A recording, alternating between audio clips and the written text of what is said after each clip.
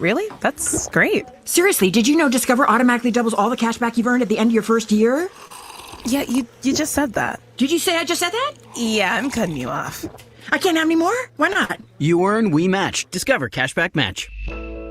See terms at discover.com/creditcard. I'm Arturo Castro, and I've been lucky enough to do stuff like Broad City, Narcos, Roadhouse, but now I'm coming out with my own podcast. Get ready for Greatest Escapes, a new comedy podcast about the wildest true escape stories in history. Each week, I'll be sitting down with some of the most hilarious actors and writers and comedians, people like Ed Helms, Diane Guerrero, and Joseph Gordon-Levitt. I love storytelling, and I love you. Listen to Greatest Escapes on America's #1 podcast network, iHeart. Open your free iHeart app and search Greatest Escapes to start listening. Portions of the following program were pre-recorded. From the Ingalls Studios, this is ESPN Asheville, WPEK, W225CJ Fairview, WMXF Waynesville, and iHeart radio station. Now, your chance to win $1,000. Just enter this nationwide keyword on our website. Pay. That's pay. Enter it now. You got to get in to win. Go to ESPNAVL.com and good luck. Live from the Ingalls studio. I can't wait to play with myself every day. The Sportsocracy. Damn the devil to hell! Let the big dog see! Let him on the field! Come get you some of this. Fire them cannons! By golly, put more powder in those things. He couldn't take any more disappointment. Oh my God. The Jets killed him.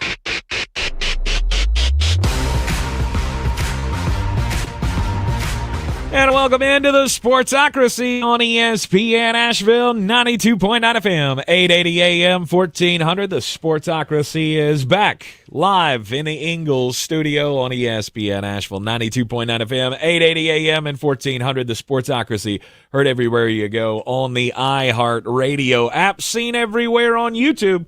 Just go to thesportsocracy.com, click that live video link, subscribe to the channel, join us in the chat, and it is an Overreaction Monday. It is an Overreaction Monday after the biggest beatdown in Super Bowl history. And you know what? It's not an overreaction. You know what? Do I want to say it? No, I don't. But I'm gonna. I didn't, in any universe, think what happened last night could happen last night. And that was the Philadelphia Eagles mushed Andy Reid and Kermit T. Frog in a way that I didn't think even vaguely possible. Yes, they did. That defense for the Philadelphia Eagles was all over Patrick Mahomes. The offensive line for the Kansas City Chiefs, I think they caught the sickness that Jeremy gave me. For sure. I mean, look, it was going around New Orleans. My wife is currently just in the throes of it. Tank and I neither one of us feel awesome because we caught the Nala plague. I don't know what it was, but I hate it. I still hate it. I've been doing it for like 10 days. I can't get it out of my head. It just won't go away. No. It's terrible. It's like the chihuahua of sicknesses. It just sits right at your feet and yip, yip, yip, yip, yip, yip, yip, yip, yip. And every time you think it's gone away, it comes right back and you just start sweating. And I mean, I have a light on me in Mullet Manor that currently feels like I'm being interrogated by the CIA.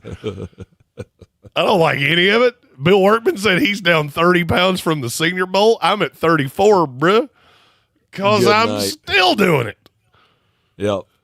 Congratulations to all the Eagles fans who got to revel in that. I mean, that was a face mushing. We've never seen that happen. I mean, it was I was sitting there watching that going, this kind of looks like when my team won the Super Bowl over the Kansas City Chiefs.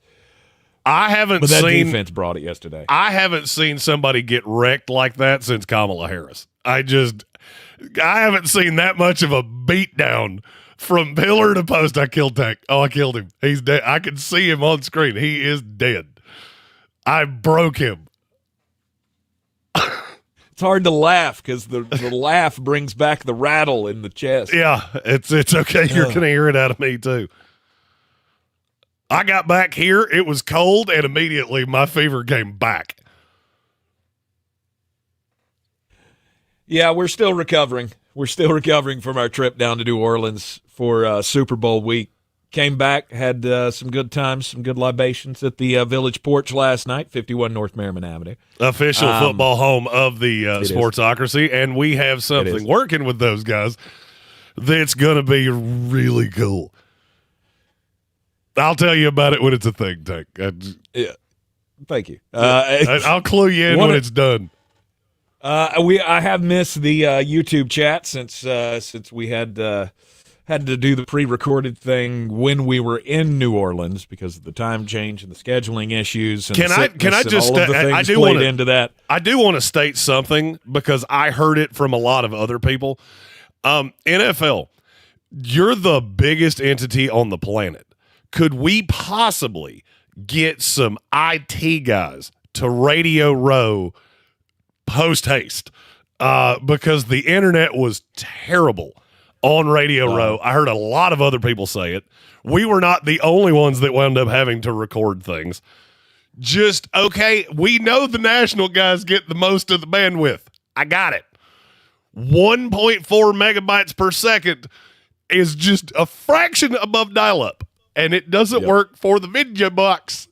Could you do something about that, please?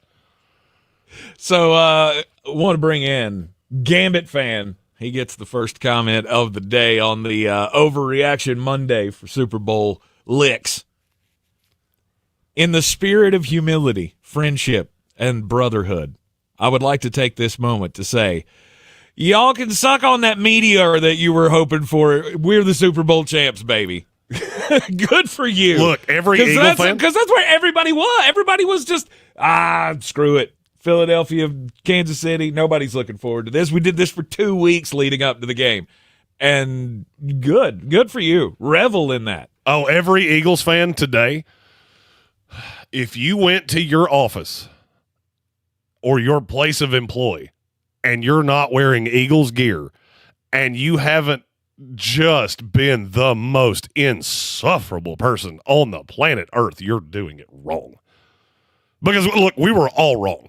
All right, we were around every media entity you can think of in New Orleans, and every single one of us had pretty much the same takeaway, which was, I don't know how Kansas City's going to do it, but they're going to, because they have the better quarterback, they have the better coach, and this is the way it's going to go. And guess what? None of that happened. Nope. We have 2 super chats, and then I have a sweeping declaration. A sweeping declaration. Here comes the money. Here we go. Money talk. Here comes the money. The first one's from our buddy Soaring Eagle. Soaring Eagle, we've missed you. We've missed all of you. Feels good to be back here in the confines of Mullet Manor with all the buttons, all the toys, and all the ability to do all the things. He said, I know Jeremy really doesn't want to say this, so I'll do it instead. Nick Sirianni is a Super Bowl champion. Yes, he is. Yes, he is. And you know what? He can look me dead in the face in 3 weeks' time or 2 weeks' time at the NFL Combine, and he can say all of the things to me that you're saying now. He and I did have a moment at Media Days of, I know. He just kind of looked at me with that, I'm not going to call you out for how much smack you have talked, but you've trended enough Reddits, and I've seen enough of it that I recognize your face, you big mulleted ginger.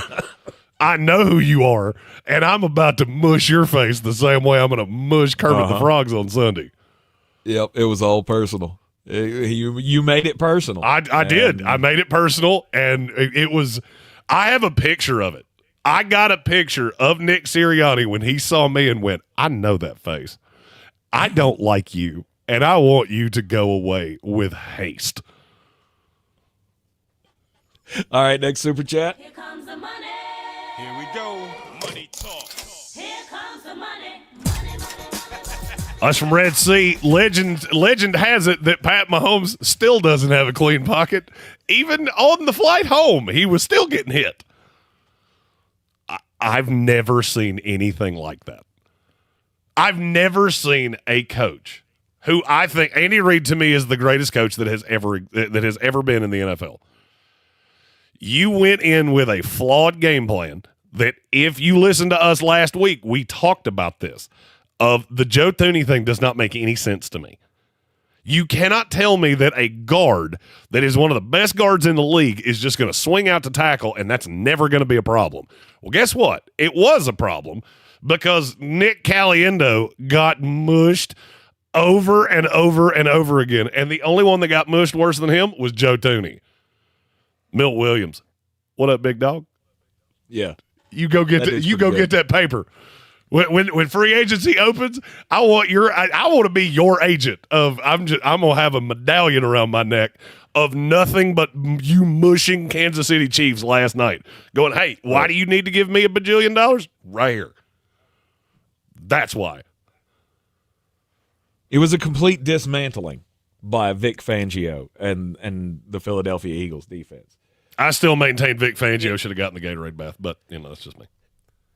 Well, I guess he was down on the field at that point. I don't know. Was he still stuck in the elevator? Nick Sirianni, the head coach, always gets the bath. You know that. I do. I get it. And especially after all of the crap that Nick Sirianni has taken from the media, everybody in that locker room relished in that last night. For sure. You can call him a big dum-dum all you want to, but that dude's got a Super Bowl ring now. That dude's look. You know what? The ability to hire is really there's a merit to that. And Gerard Led said I owe Jalen Hurts an apology. I don't think I do. I think I owe one to Nick Sirianni.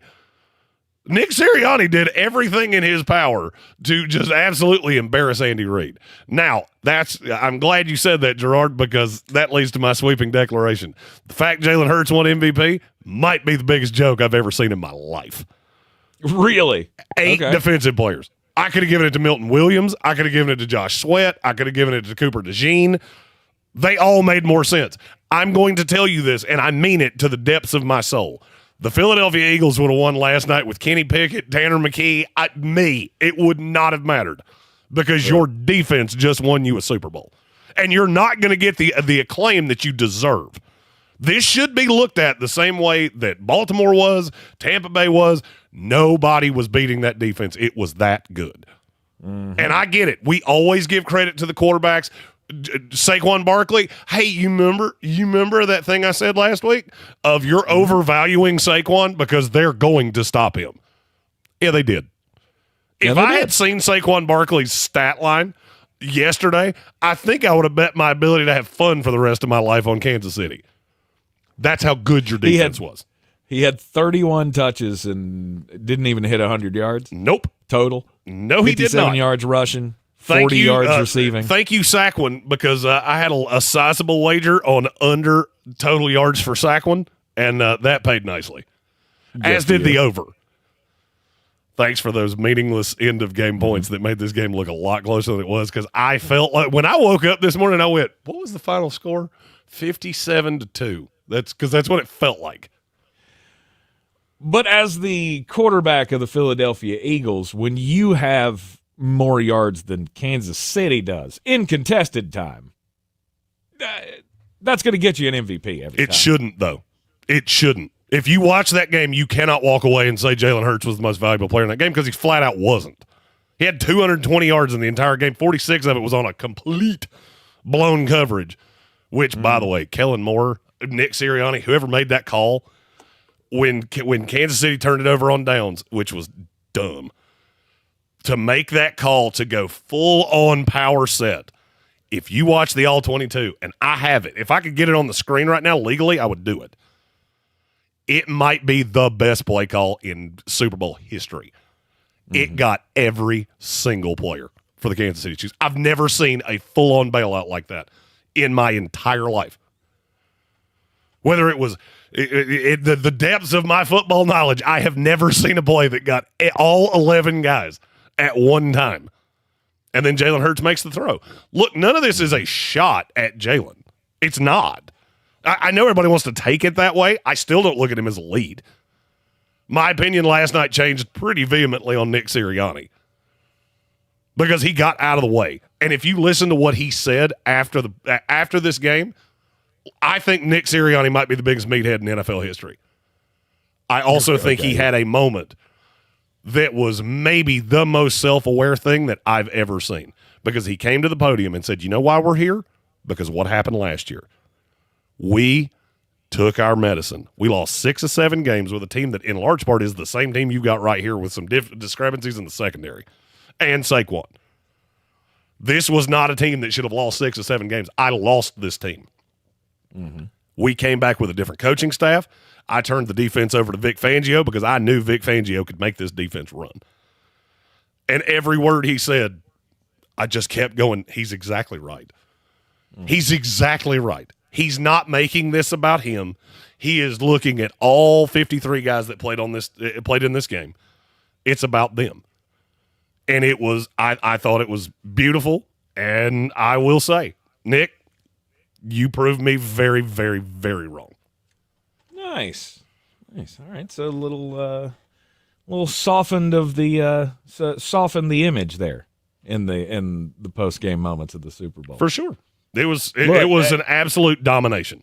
My opinion of Nick Sirianni as a dude has never been high, because I feel like that's what he is. He's a dude, but he's also a dude that one thing became ultimately clear throughout Super Bowl week and the opening night experience, and there was a mood around this team that they dig it. It doesn't work for me. I look at him and go, God, how could you be a leader of men? But apparently sometimes it takes, kind of that perfect leader for the perfect team kind of a thing. All right, so and you Nick and Sirianni fits this team. You and I split ways or they at fit Media him. Day. You said there was a tenor around this team. Describe it. Because for me, it was one word, and I picked up on it with every single one of them that I talked to. It was just basically process. Everybody understood their process. How we're going to deal this, how we're going to go into it. We're not breaking stride. We're playing our game. There was a lot of that, and it was a whole lot of these are the guys that came with us, right? This is our group. I think a lot of it had to do with, just unity on that team. That was not the sense that I got. Okay, what was your sense? There were 2 words that in my little notes that I took over the course of walking around that entire building when it was filled with Philadelphia Eagles. I had 2 words that were all caps, and I had one of them in my notes 8 times. Pissed and disrespected. I heard the word disrespect from every single Eagle that I got an actual quote from. All of them.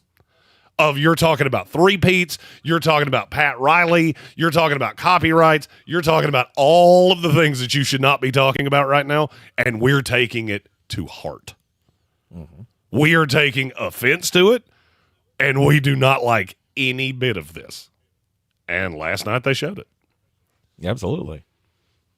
From the get-go, it was like a tsunami. There was nothing that Patrick Mahomes could have done differently to make that go differently. Mahomes, I don't disagree with you. Andy Reid, I very much disagree with you. He can't make that line block. Now, that comes down to coaching. That comes down to scheme. That comes down to personnel. Did they have the personnel to handle what came from the Eagles last night? The fact that they brought 4 on every play of the game. They didn't blitz one time. That. And no, right. They were just bringing the pain with 4 ginormous dudes. And you had no answer for it. And that's practically the same thing that the Tampa Bay Buccaneers did to the Kansas City Chiefs when they beat them 31-9 in the Super Bowl.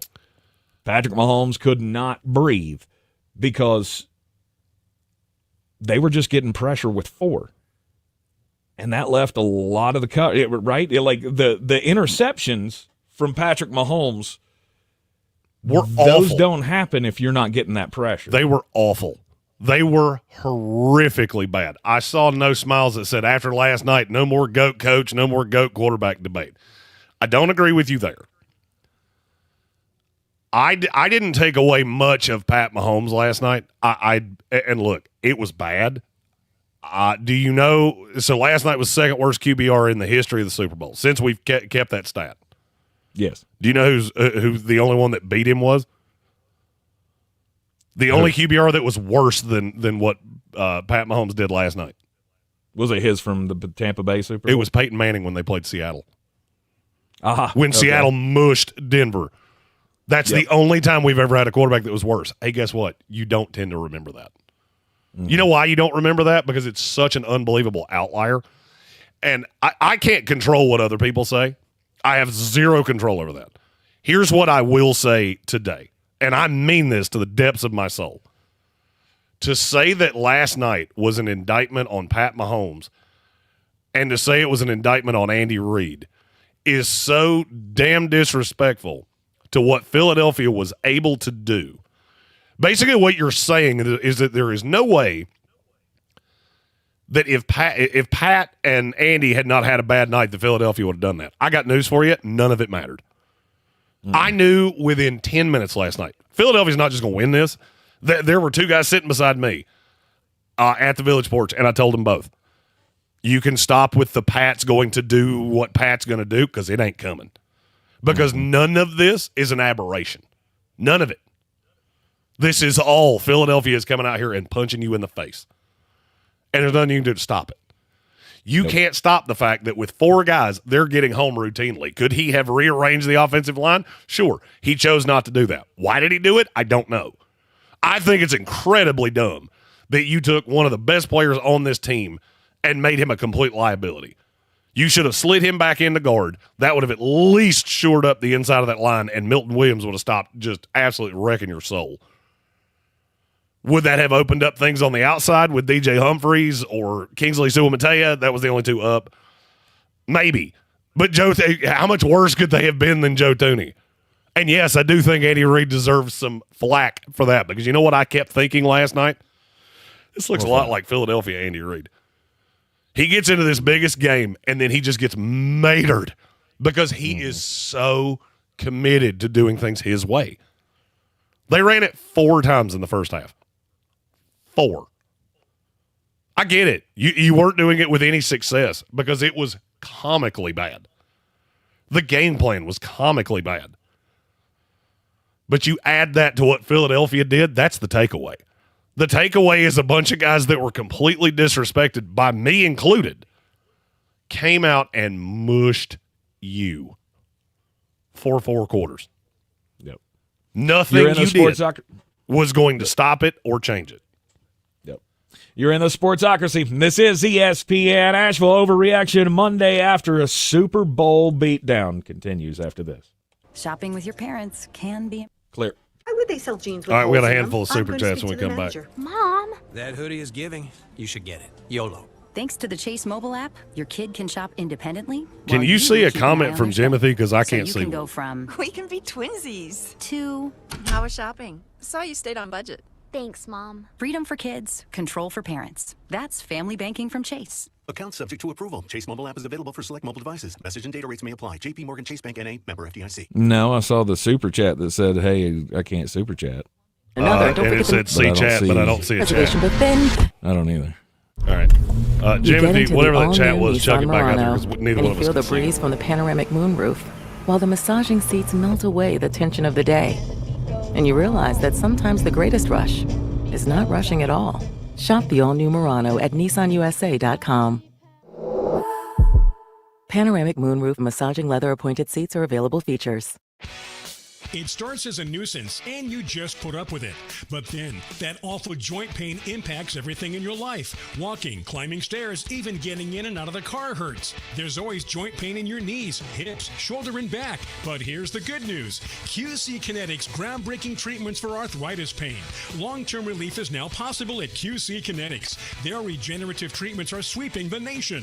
Make the call today. Talk to the local medical professionals. These new orthobiologic cellular therapies including PRP treatments, can revitalize your joints without going under the knife. QC Kinetics treatments prompt your body to heal and restore those damaged joints. See if you're a candidate for these life-changing regenerative treatments. Call QC Kinetics today for your free consultation. 828-333-9517. That's 828-333-9517. 828-333-9517 in Asheville and Greenville.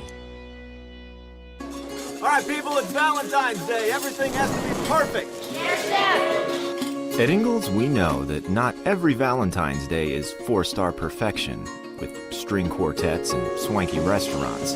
My boyfriend bought me flowers. That it's not the money you spend or the elaborate lengths you go to. Happy Valentine's Day. It just has to come from the heart. Ingalls, we're with you every step of the way. If you're looking to buy, sell, or invest in real estate in the mountains, you need to call the agents at Clarissa Sells WNC, brokered by eXp Realty. Check us out online at clarissasellswnc.com. Download our free app on Google Play or the App Store. Type in Asheville Home Search. You'll be able to connect with our team and see all the available homes for sale in our area. For more information, contact us today at 828-774-6343 or clarissasellswnc@gmail.com. This is J.W. Whitley, General Manager at Parks Ford of Hendersonville. I would like to introduce you to some of our very own Parks community heroes, like Eric, who hosted the football team to support their neighbors and begin the cleanup efforts, like Jeff and Chris, who led a fleet of Ford commercial vehicles throughout the night, delivering supplies with emergency services to all corners of the county and first responders. Nominate your community hero at parkscommunityheroes.com. That's parkscommunityheroes.com. Experience the Parks Promise today at parksfordhendersonville.com.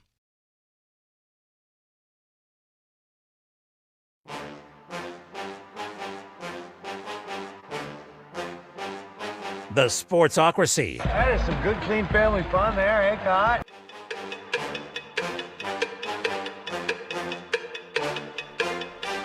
We are back in the Sportsocracy on ESPN Asheville. It is an overreaction Monday. Thank you for that. That was awesome. Appreciate that right there in the old ear. There. I don't know how you heard that because my mic was muted, but I heard it as well. You weren't supposed to hear that. No. Sometimes that happens. Super Bowl 59 is in the books, and it was a night that surprised everyone. There was not. I don't think there was a Philadelphia Eagle who looked at that and went, "Yeah, that's how I thought that was going to go." Like at the end of the night, they're sitting in the locker room going, "Man, look what we did." But no, I didn't see that coming. Anybody that says they saw that coming, I'm just going to go ahead and tell you, I need proof. I need a chat. I need a comment, something. Stacy Turbeville, we do have a super chat. I will give it to one guy. Because I will say Stacy did send me this about 2 weeks ago. Okay. Here comes the money. Here we go. Money talk. Here comes the money. Stacy Turville, I told you these are the 92 Cowboys. I said Eagles by 24. I got close. I will give him credit. Yeah. Okay. He did say that. It's on our YouTube page. You can go back and find it. You can check the date. I will give you all the credit because you did say that. And I'm not going to lie, I laughed so hard when I saw it. I think you have lost your mind. And I was wrong, and you were right. Yep. We got another one from Soaring Eagle. Here comes the money. Here we go. Money talk. Here comes the money. Says, I don't care that they're in the AFC. Jalen freaking Hurts won a Super Bowl. Sean Payton is miles better than Nick Sirianni. Bo Nix, let's freaking go. Look. Okay, so if Jalen Hurts can win a Super Bowl, I guess Bo Nix can too. That's the thought there. I think a lot of teams will watch what happened last night and go, hey, you know how we've just kind of bypassed the draft? We're not going to do that anymore. Because if you look up and down that roster of Philadelphia, yes, there were a handful of free agency guys. Zach Bond, I don't care what he wants. I don't care how much money he wants. Here's how that negotiation should go. Zach, we would really love for you to come back to Philadelphia. We have this check here, and we want you to put a number on it that makes you feel pretty. And whatever that number is, we're going to pay it because you are very important to what we're doing here. Yes. Yeah, that interception for Zach was phenomenal. It was a phenomenal heads-up play by him to be able to go down to the ground and get that ball. By the way, anybody else see by him? Anybody else see the irony that while we were in Detroit for the draft, we kept talking about, hey, why is nobody taking Cooper DeJean? Because he's real good at football, and all the dum-dum teams went, no, we don't want Cooper DeJean. Yeah, Philadelphia did. That worked out pretty well because that was the moment where I went, and everybody get back in your vehicles and drive home safely because this game is LMNO over. Yep, the old rookie pick six in the Super Bowl. On his birthday. Big moment for Cooper. Yeah, good for him.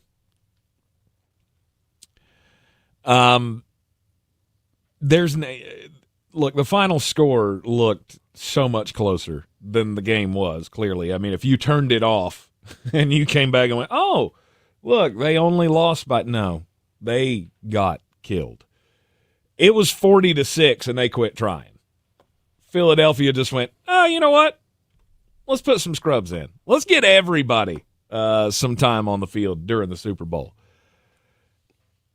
The fact that the Kansas City Chiefs kept throwing up bombs to Xavier Worthy was just kind of comical to me in the end. Like I was watching it laughing, going, "You guys really want to make this look respectable, don't you?" Well, I mean, at this point, who cares? I'm not gonna lie to you. I got to the end of the game and I was doing prep for today, and I saw how many yards Xavier Worthy had, and I just laughed and went, I don't legit remember one of those.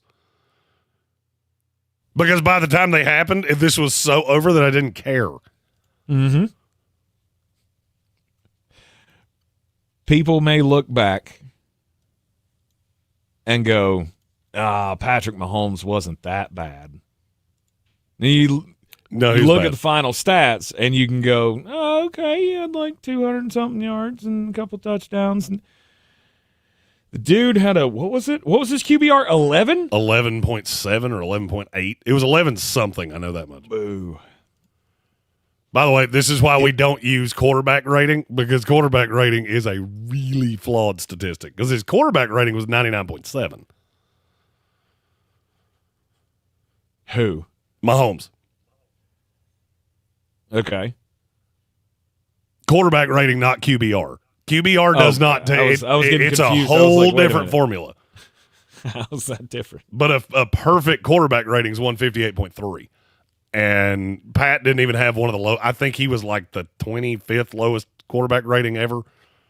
Right. He was second in QBR. 10th worst QBR in the history of the playoffs since we started tracking that stat in 2006. Yeah. 21 of 32 for 257 yards and 3 touchdowns, 2 interceptions. That looks like he wasn't the worst quarterback I'd ever seen. For 3 quarters, I was asking people, do we have tabs on the Space Jam ball? Because I think Pat touched it, and I'm not going to let – there was a play on the first drive. Yeah, you had the weirdness with the pass interference and all those things. I saw Pat do that thing that I absolutely rail on quarterbacks for, where the pressure got there, he spins around and spun himself right into pressure. And I looked at the guy sitting next to me, and I said, I've never seen Pat Mahomes do that. Mm-hmm. I have never seen him do that. Not in the era of winning Super Bowls. That's a really bad sign. And it just kept rolling downhill. Mm-hmm. Who gets the majority of the credit is fun to watch.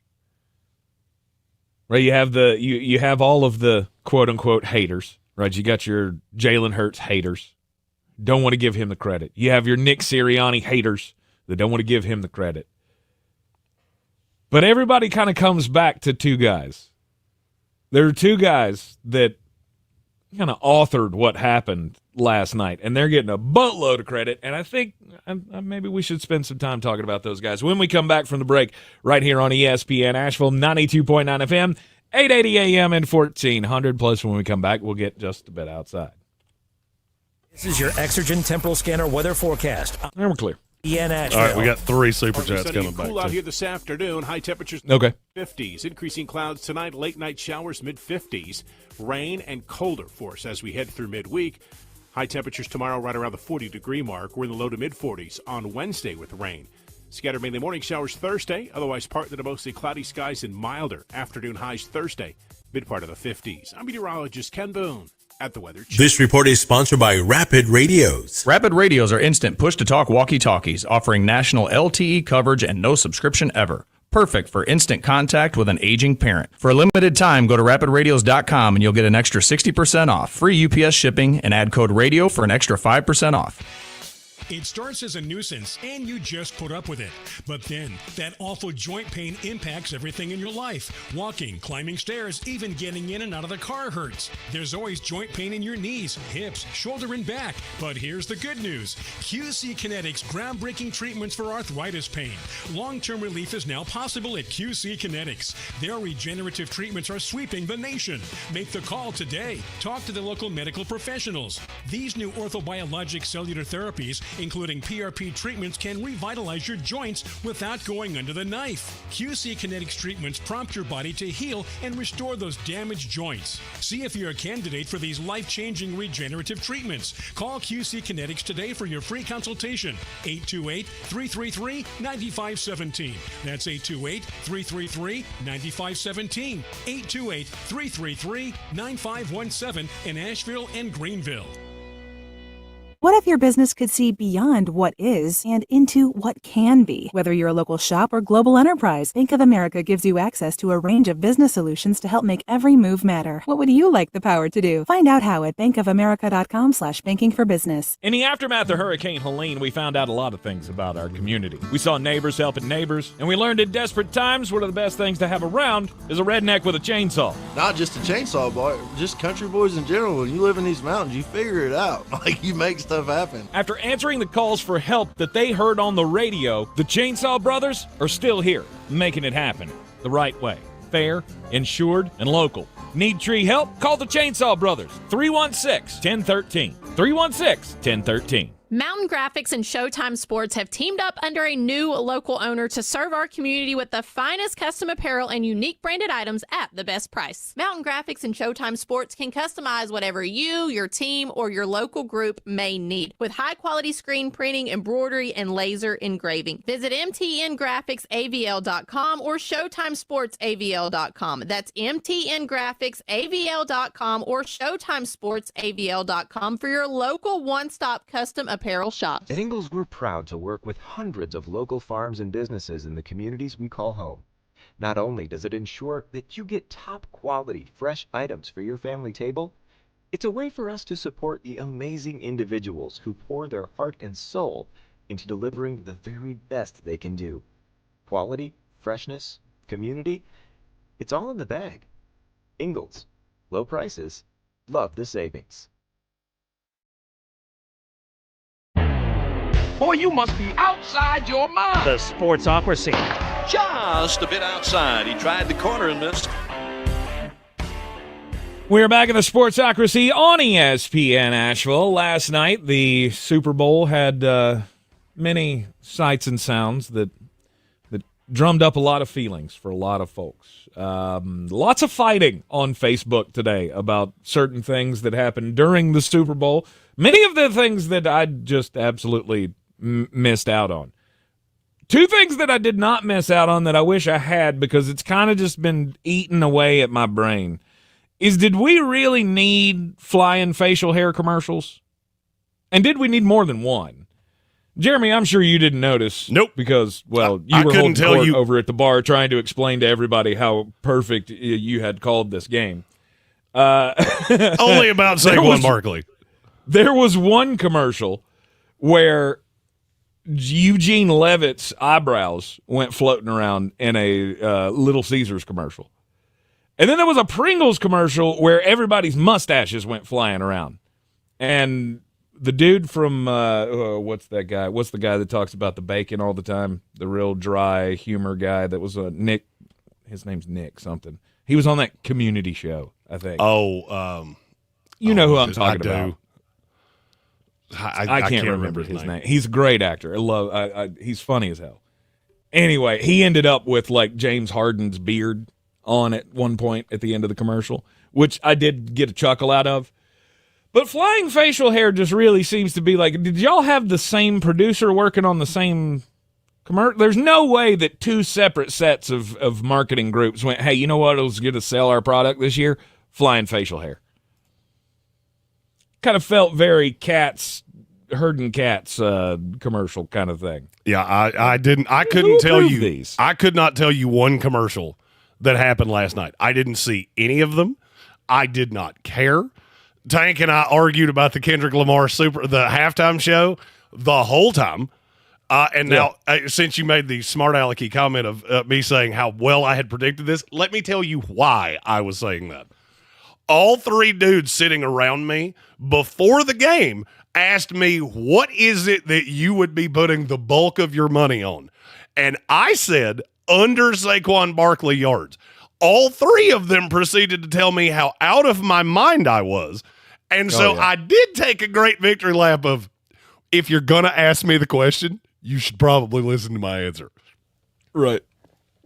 I did a 3-hour betting show on this game, and I said that no less than 10 times because there was no path. Now, thankfully, they did not listen to me on over A.J. Brown yards because that didn't go my way. Said Devontae Smith's name incorrectly. You said you didn't need flying facial hair for Super Bowl weekend. No. I did not realize that I needed Bill Belichick and his super trolly girlfriend as the winners of the week. Oh, yeah. Did you see the picture from NFL Honors where Bill wore all of his rings and gave her one and somehow had it fitted to where it fit her hand? Okay, that was not enough for them because Friday they were spotted out gallivanting, as you do when you're a 70-something-year-old man and you have a 23-year-old girlfriend. You want to show off. I get it. Did you see the shirt she was wearing around New Orleans? Yeah, Super Bowl champions. Super Bowl champion Atlanta Falcons. I don't know who is running the PR team for Bill Belichick, but you are crushing it, bro. Just crushing it. Oh, I can't get a job in the NFL? Cool. I'm going to show up to NFL Honors and look like Thanos with rings on all of, I mean, his hands look like they weighed 50 pounds. And then I'm going to take my little smoke show out in a Super Bowl champion Atlanta Falcon shirt. Good. My favorite. Good for you. My favorite meme from NFL Honors was, this is your yearly reminder that you're not just ugly, but you're poor and ugly. Fact. And it was the picture of Bill Belichick and his smoking hot girlfriend. Yes. Okay, shoot. This is a great time for Jeremy. I'm ugly and poor. This is a great time for Jeremy to harken back to one of his favorite lines, which is, and always will be, people that say money doesn't buy happiness, have you ever tried? Because it does buy a lot of cool stuff. And Bill Belichick does wonders. He's tell you right the now, living embodiment of it right now. Yes, being poor does nothing for my happiness. I will. No, you don't see a lot of tears on the back of jet skis. I mean, it's just it's something I've noticed. You do. It's just a different kind of tears. It's a lot easier to cry on a bus than it is in the back of a Lamborghini. I'm just throwing that out there. Oh, yeah, that is definitely. She wins the weekend. For sure. Good for her. I mean, do you realize how hard it is to win a weekend when your reward is bigger boobs than me, Bill Belichick? Like, bro, you had to crush it to get over that. And she did. All right, let's get to these super chats here in the YouTube. comes the money. Here we go. Money talk. Here comes the money. First was from Red Sea, who says Milton Williams, future Arizona Cardinal. Could also be future Washington Commander, Tennessee Titan, basically anybody with a whole mess of money. I'm just going to go out on a limb and say Milton's going to be one of your first calls. Mm-hmm. Another great draft prognostication from your Mullet King. Hail. Yes. Friend of the show, Milton earned Williams. Still the only draft prospect whose dad has ever reached out to me and said, you got it right on my kid. What up, Milt Sr.? Yeah. All right, Dana. Here comes the money. Here we go. Money talk. Here comes the money. Look, you know I love a good conspiracy theory. Dana has one. New conspiracy theory. Chiefs' offensive line was replaced by body doubles who had never even heard of a kick step or setting an anchor. Good work, Eagles Black Ops. Frankly, that makes more sense than anything else I've heard. Yes. Yes. Because Mike, don't call me Nick Caliendo. Yeah, I know I did it. I didn't mean to do it. I don't know why he's in my head. His name is Nick. And I think from now on we should call him Nick because after last night, you're not really entitled to be called by your God-given name. It was bad night for the Chiefs' offensive line.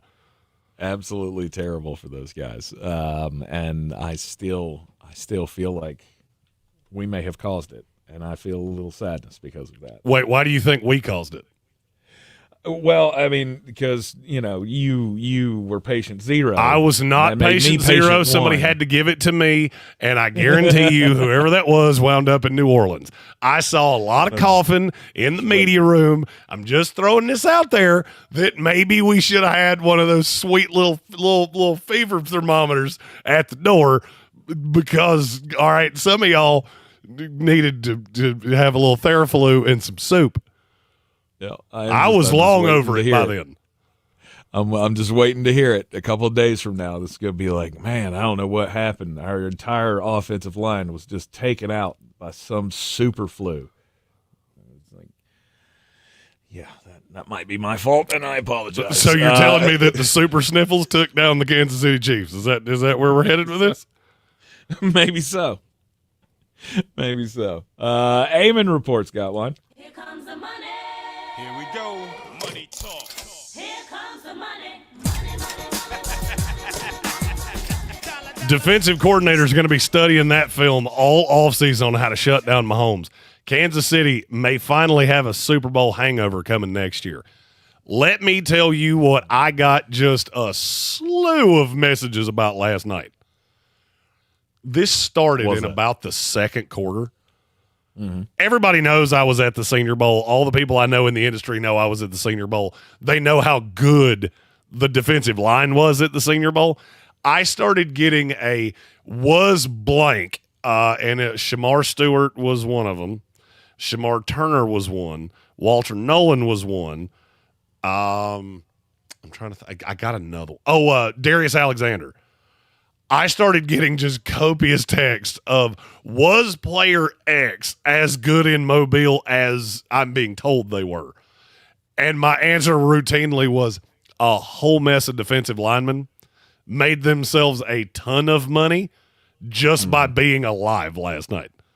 Because I feel like a lot of teams were watching that going, it's weird how easy it is to call a defense when you can get home with 4. Yeah. I mean, that's the playbook has been out there. Again, when I say it was very reminiscent of the Tampa Super Bowl, because it was the exact same result. It was, we're getting home with 4, Patrick's having to dance around, and us only bringing 4 also leaves more guys back there to play coverage. And we're going to force him into making mistakes. It happened then. It happened last night. The problem is, do you have 1, the scheme, and 2, the personnel to do it with? Well, I mean, look, it's an imitation league, and I've we're never all chasing thought the it was Chiefs. Of course. And if you find a way, you find the weakness, then you have to exploit that weakness. Right? If you're the Buffalo Bills, you have to go hard in the paint to figure out how can we do this? How can we replicate this? How can we knock them off? Do you know how hard that is? And it all starts in having to build up the trench. Do you know how hard it is? Because it's not just that. You have to look at the masterclass that Howie Roseman has done building this roster over 7 years. I mean, just look at all the guys that contributed last night. Quinyon Mitchell, Cooper DeJean, Milton Williams, all of the offensive linemen. I mean, you do realize they drafted all of them except Mekhi Becton. Mm-hmm. It was and I thought this over and over and over again because I was watching the subs come in, and every time they would bring in 2 new D linemen, and I couldn't get over, there's no step down. Jalen Carter last night was largely irrelevant. He had a couple of plays where he got a little penetration and somebody else cleaned it up on the other side. Mm-hmm. They double-teamed him all night long. How in the world did we allow him to fall to 10? I thought that no less than 20 times last night. How did we let him fall to 10 with Philadelphia? And you go back to how they wound up with that pick because they absolutely fleeced the New Orleans Saints because the Saints traded up to get Trevor Penning, who's been almost completely irrelevant. That was the pick you got Jalen Carter with. There is a reason that every good team in the NFL either has a good offensive line, a good defensive line, or both. You will not find a team that does not have one or the other. Not that's a high-level competitive team. And guess what? You're about to see every one of those teams that's getting knocked off by the Chiefs or getting knocked off by the Eagles going, that is the only solution we have. Because they have offensive lines that are in large part really, really good. Oh, by the way, don't be shocked if Kansas City makes a move on a left tackle. Ronnie Stanley. I heard that no less than 10 times last night in text conversations that I'm in of watch Baltimore let him walk away because they want to get younger and watch him be the left tackle of the Kansas City Chiefs and having Thuney on the inside, all of a sudden, now he's the left tackle that they needed this entire time because that is what teams do. Mm-hmm. And you better hope he stays upright because it's clear that you got a lot of work to do on the ancillary pieces. Because when you had to resort to Mike Caliendo or Nick Caliendo or Fred or whatever we're calling him. It's Mike. When you had to rely on that guy, it didn't go your way. So depth has to be key there too. Sir Jimothy with a super chat. Here comes the money. Here we go. Money talk. Here comes the money. He says Hurts getting MVP with his defense playing like that is like Elon getting a position with Trump winning. Didn't contribute really, but reaps the benefits. And it made T Swift upset. So win-win. Did you hear the reaction in the building last night when they put her up on the video board? I did not. Holy Lord. The sickness we have would not have been booed that mercilessly. A city that is that into music, yeah, they had very little love for the T-Swizzle. Mm-hmm. Mm-hmm. Mm-hmm. Yeah, everybody's tired of it. It's worn off. It's not fun. It never was fun for many of us. But now I just feel like, yeah, she's there. Who cares? Move on. Let's see something else.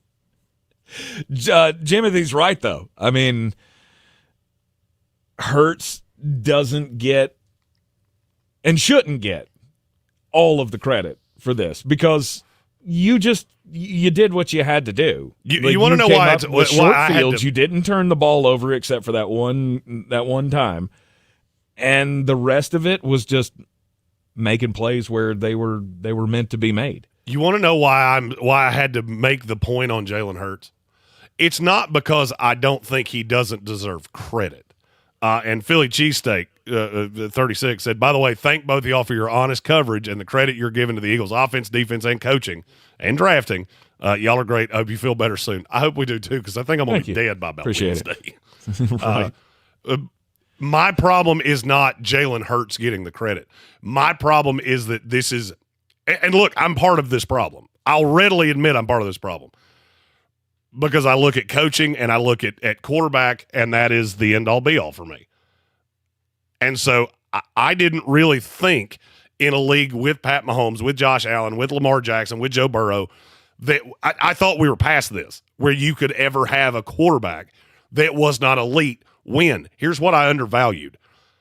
When you build a roster, and I've said it no less than 25 times, that 2 to 53 is as good as I have ever seen.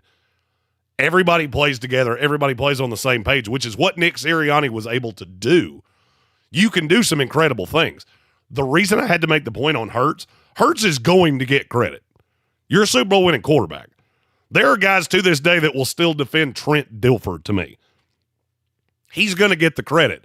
What I hope doesn't get lost, because Jalen did win that MVP, what I hope doesn't get lost is the contribution that Saquon had the entire year, even though it did not come through in the biggest game of the year. And even more than that, the contribution of the defensive guys. The guys that are not going to get the love. Josh Sweat will be easy to forget if you're not a football purist. Milton Williams will be easy to forget if you're not a football purist. So will Zach Bond. So will Cooper DeJean. So will Reed Blankenship. And I'm just reading off my notes of all the guys that I made notes on last night. Jalix Hunt. By the way, you remember anytime Zach Jalix Hunt? Yeah, I had that. I don't want those guys to get forgotten. And it's so easy to do when you give the MVP to Jalen Hurts. Because then we look back on this game and that's what we remember. We remember Jalen being the MVP. And then you start with this revisionist history. Just exactly like you were talking about with Pat putting up points late, of we forget that this game was the blowout that it was. I don't want people to forget what won this for the Philadelphia Eagles last night was Vic Fangio and that defense from 1 to 26, buying into a level that I don't know that I've ever seen a defense buy into. Yes.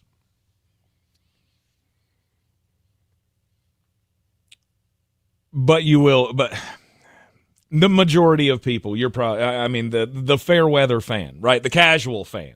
I won't say fair weather. I'll just say casual. The casual fan, probably will forget.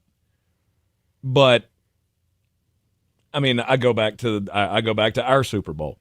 Tom Brady won the MVP of that Super Bowl. I didn't really feel like he was the MVP. I mean, I get that he had a fine game and whatever, but I mean, it was the defense. It was the fact that we shut down the Kansas City offense. 0 touchdowns in the Super Bowl. That's the kind of thing that we'll remember. You say that. I believe we so easy for people to forget these things. It just is. And look, I know Philadelphia's not going to get the love. When you think back they're not going to get the love that Baltimore gets. They're not going to get the love that Tampa Bay got with either of those defensive teams because the offense was too good. That's what we do. If the offense is good, the offense gets the credit, whether they deserved it or not. That's all I'm trying to say. I'm not mad at Jalen. I'm not mad at Saquon. 1 to 53, you all bought in, and you all had a role. Yep. I just hope that those ancillary defensive guys don't fall the way of a handful of those Buccaneer guys that are hard to remember now. Right. You're in the Sportsocracy, and this is ESPN Asheville. Are you a business owner, CEO, or responsible for marketing? Clear. iHeartMedia can help you reach your goals and find new customers. We reach more consumers in your target area than anyone else, and we can give you access to those potential customers more cost-effectively across radio, digital, podcasting, and social. We'd love to show you how iHeartMedia can work for you. Get started today by calling 844-844-iHeart. That's 844-844-iHeart. On Saturday, February 22nd at 1:30 p.m. Eastern, it's the Pro Volleyball Federation's first All-Star match. The league's biggest stars will clash in a can't-miss event hosted in the Indy metro area, home of the Indy Ignite. Catch every serve, spike, and save live on CBS. Don't miss this historic showdown of volleyball's finest. The Pro Volleyball Federation All-Star Match on February 22nd at 1:30 p.m. Be there. Thanks for calling Discover. This is Nia. Hi, Nia. It's Jennifer. Did you know that Discover automatically doubles all the cash back you've earned at the end of your first year? Yeah, I work here. Okay. I was just double checking. Get it? Because Discover automatically doubles all the cash back you've earned at the end of your first year? Oh, you get me, Nia. You could say that I double get you. I guess we've taken it too far. You earn, we match. Discover Cashback Match. See terms at discover.com/creditcard. Were you uninvited to game night? Do you play board games with the ferocious intensity of an iron-fisted oligarch? Have friends left game night asking, how do you sleep at night? Then you should get a mattress from Mattress Firm. They can help anyone sleep. Right now, during Mattress Firm's President's Day sale, save up to $500 on Tempur-Pedic, plus get a $300 instant gift. Get matched at Mattress Firm. Sleep at night. Restrictions apply. See store or mattressfirm.com for details. If you're looking to buy, sell, or invest in real estate in the mountains, you need to call the agents at Clarissa Sells WNC, brokered by eXp Realty. Check us out online at clarissasellswnc.com. And did I mention that Clarissa Sells WNC loves teachers? We love teachers so much, we're giving back 25% of our commission at closing. For more information, contact us today at 828-774-6343 or clarissasellswnc@gmail.com. In the aftermath of Hurricane Helene, we found out a lot of things about our community. We saw neighbors helping neighbors, and we learned in desperate times one of the best things to have around is a redneck with a chainsaw. Not just a chainsaw, boy, just country boys in general. When you live in these mountains, you figure it out. Like, you make stuff happen. After answering the calls for help that they heard on the radio, the Chainsaw Brothers are still here, making it happen the right way. Fair, insured, and local. Need tree help? Call the Chainsaw Brothers. 316-1013. 316-1013. This is J.W. Whitley, General Manager at Parks Ford of Hendersonville. I would like to introduce you to some of our very own Parks community heroes. Like Trent and Doug, whose first instinct was to fill their trucks with supplies and drive to the areas that were hardest hit in those first hours. Like Spencer, who helped build a bridge out of debris to rescue 7 families after the road was washed away. Nominate your Parks Community Hero today at parkscommunityheroes.com. That's parkscommunityheroes.com. Experience the Parks Promise today at parksfordhendersonville.com. Hi, welcome to IKEA. How can I help you? My schedule is crazy. I just want some me time. We could all use a sanctuary from stress. Why not turn your bedroom into the place to decompress with our selection of comfortable beds, pillows, decor, mood lighting, and so much more? Every time you step in there, it's nothing but me time. I mean, you time. Sounds like a dream.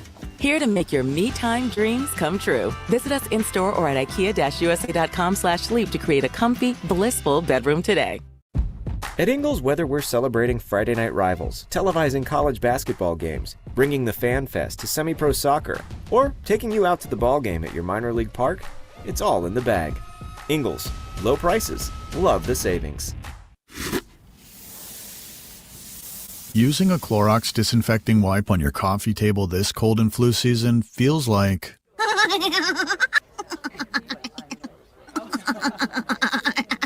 It feels like being bold enough to laugh your weird laugh Glad in front to see of Kamala everyone. Harris landed on her feet. That was... Excuse me? With Clorox.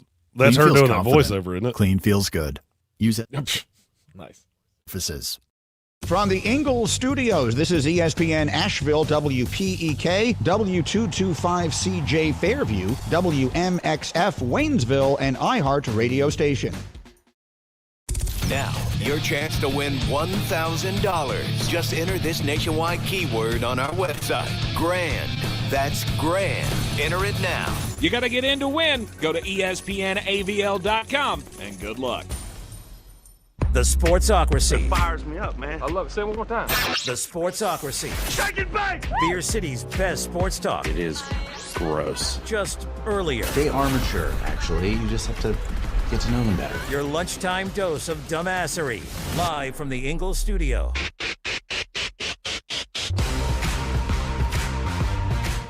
It is ESPN Asheville. This is the Sportsocracy.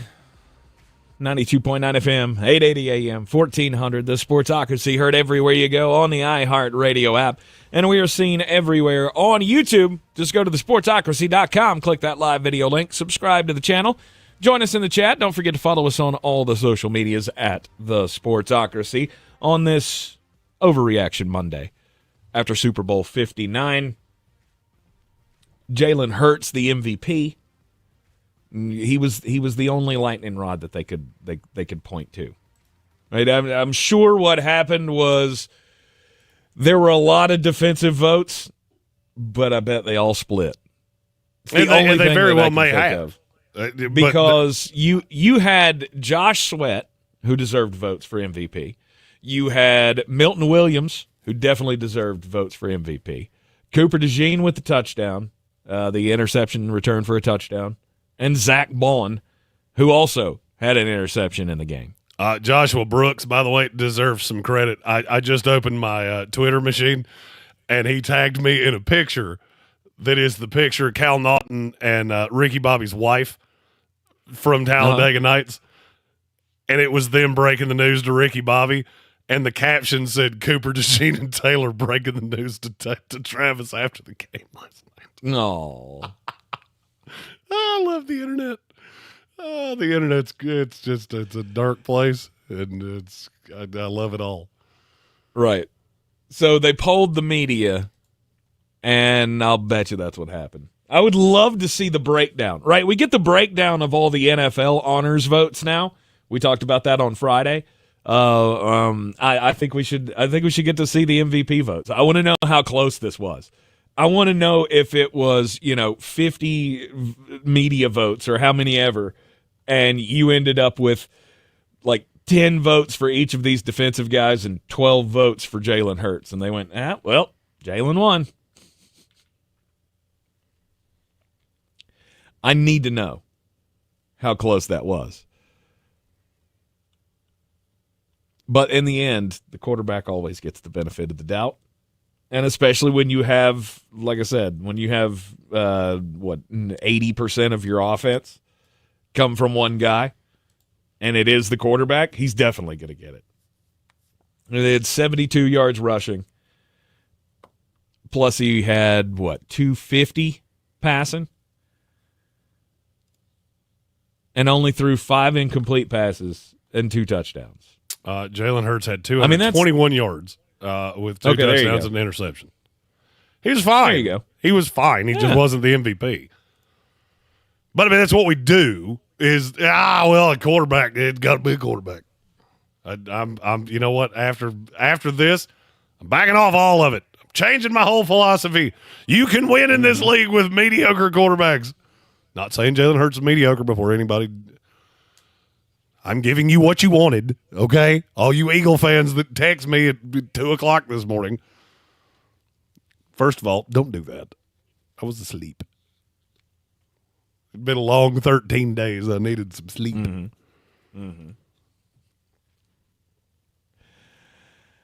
All right.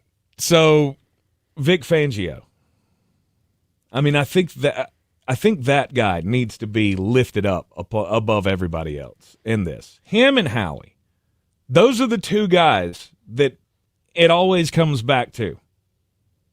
Every breakdown that I've heard of this game goes Vic Fangio masterclass and Howie Roseman is the greatest GM in the league. I think we're getting it right. I think at the end of this thing, those that matter, I guess I'll say, the smart opinions are all coming back to the same two guys, getting the bulk of the platitudes for this Super Bowl win. They deserve a lot. I mean, and you've got to understand, one of the things that I think gets lost is you do remember that Bryce felt Huff like there was a butt coming. Well, it's not a butt. It's just kind of re-emphasizing how well this team was built and how well Vic Fangio worked with the pieces he had. Your biggest free agent acquisition was Bryce Huff, who had as much to do with last night as I did. So that's even more of a masterclass to get that out of Zach Bond, to get it out of guys that you drafted later. I mean, we talked about Jalix Hunt over and over and over again at the draft of how is this guy continuing to fall? And then, lo and behold, look who he falls to.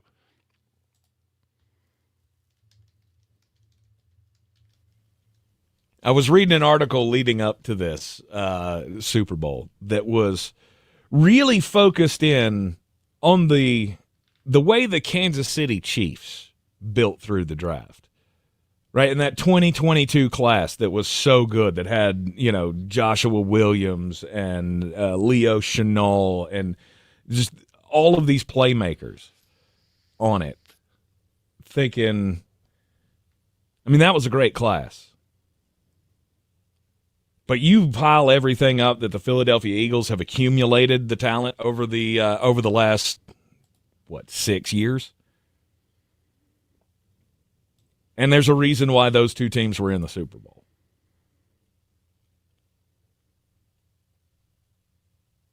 Now the Kansas City Chiefs need to, figure out a path forward on the offensive line.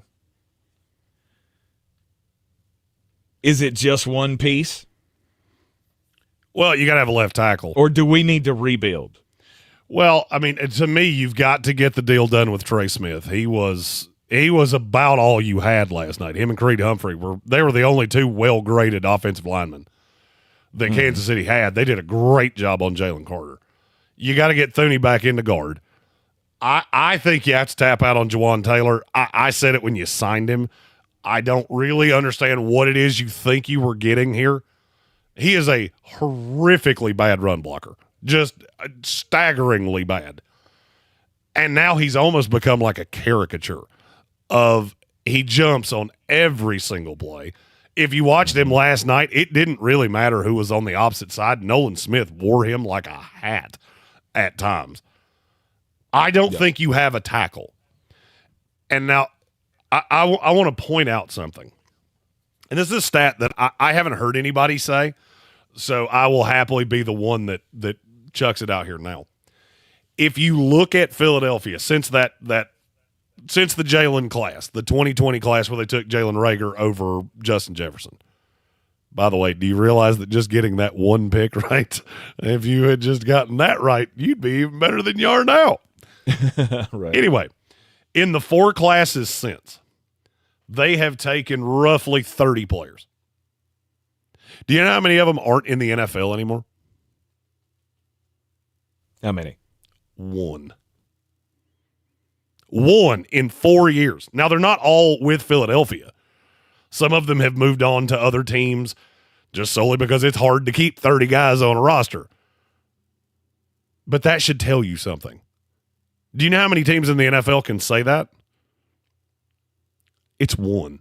They're the only team that does not have 3 or more guys that they have drafted in the last 4 years that are no longer in the NFL. Wow. That is a crazy stat. And even guys that you don't really give any love to. Moro Ajomo that they took 2 years ago in the 7th round.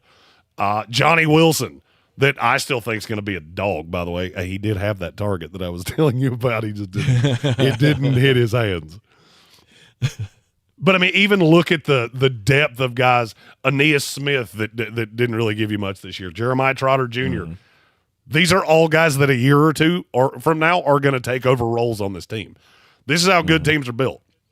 This is the reason that we when spend – Kobe Dean comes back. Exactly. This is the reason we spend 3 months talking about the NFL draft, because you can tie all of this back. And you want to know what burned Kansas City? Number one thing that got them yesterday. You don't have any tackles. Weird. Look at the one position that Kansas City has missed in the draft. Wanya Morris. I thought you took him too high when you took him. I didn't really understand the thought. I didn't see what you saw. Kingsley Suamatea. You took the one that fell in your lap because you had to have Xavier Worthy. You moved up to get Xavier Worthy, and I get it. He was an impactful player. There were a lot of tackles that went off between 28 and 63. Mm-hmm. And Suamatea, no. And look, Kansas City's had some good hits. They've had some horrible misses, too. Horrible misses. Sky Moore, horrible miss. I think Wanya Morris was a horrible miss. Felix Inadike Zama, you haven't gotten much out of him. And you just look at it and go, that quarterback saves a lot. And you did have some hits with Chenal, Karloftis, Jalen Watson, obviously Nick Bolton, Creed Humphrey, Trey Smith. All the guys I just said are 3 years or older in this league. Right. There's a lot of empty calories in those last two classes. And if you look at the depth of the Kansas City Chiefs yesterday, it showed. Because they didn't have – there was no counterpunch. The running game was a joke. What was your counterpunch? Let's roll with Samaje Perine. No. That's not how that's going to work. Pat Mahomes has been the great elixir for Kansas City. I think he's been the great elixir for Andy Reid. But he can't do it all. And I think Kansas City needs to have an introspective look at themselves and go, we got to be better that last week of April in this draft class, or we might be in the same boat next year. Where we come up against a Buffalo that I think is going to rebuild that front seven. I think they're going to rebuild that defense. Baltimore, that's a young defense that was really good by the end of the year. Cincinnati, they're not going to be the pushover defensively that they were a year ago. And you just look at all that and go, it's not as clear of a path as what we thought it was to just letting the good times roll. Yep. It definitely makes you feel like they're gettable. Right? You started to feel that invincibility creeping in. What can we do to beat the Kansas City Chiefs? They've won 2 in a row. They went 15-2. Somehow they always find a way to end up winning. When they can't score points throughout the season, they figure out a way to score points in the playoffs to beat the Buffalo Bills. And then they wound up just getting outclassed yesterday. And I did not see that coming. That was the biggest surprise to me, was seeing that team, that dynasty, the team that we said would never be underprepared. They were.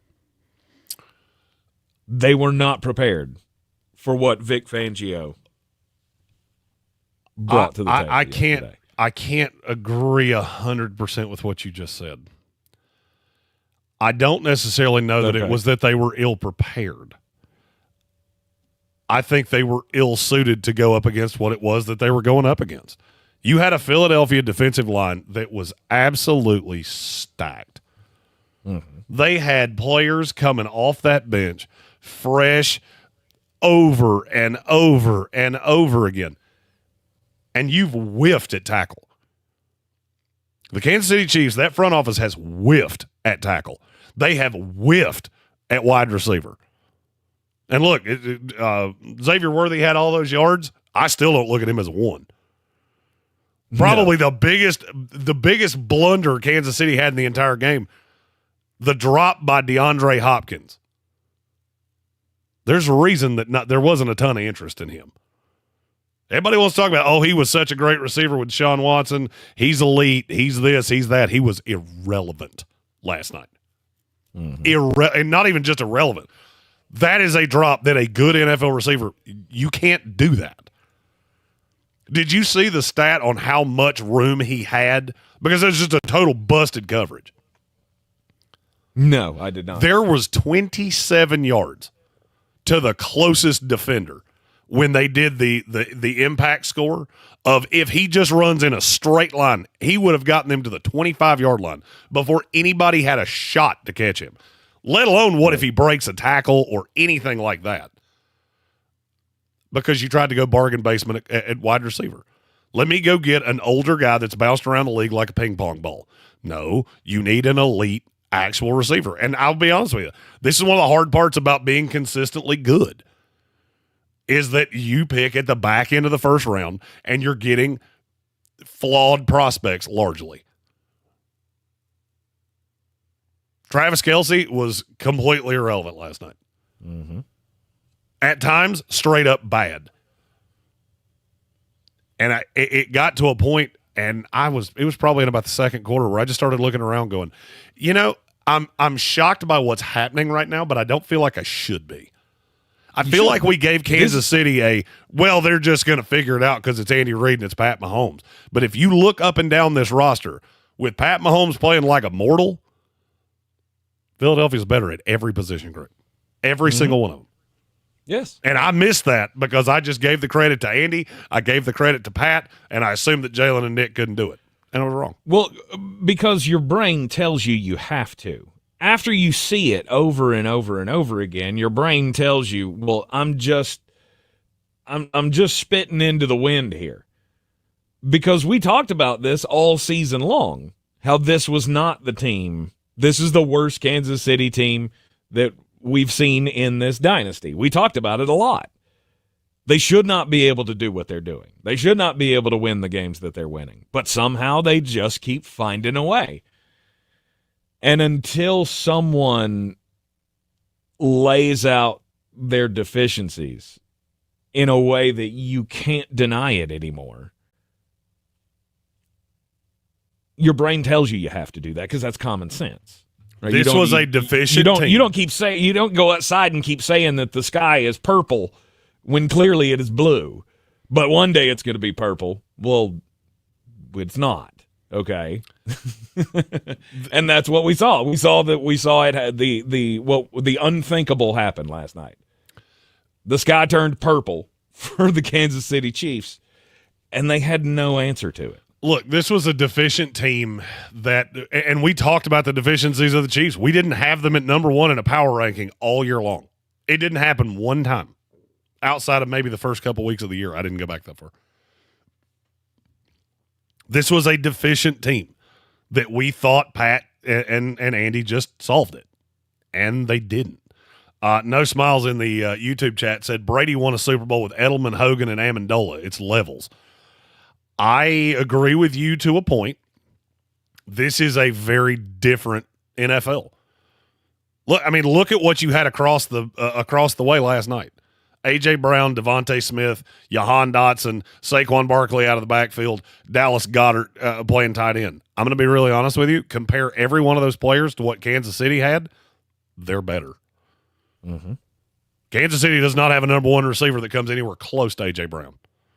They don't have a two that comes anywhere close to Devontae Smith. They don't have a one that comes close to Devontae Smith. They don't have a two that I think in terms of sheer talent is better than Jahan Dotson, who was largely irrelevant all year long and then paid off in this game.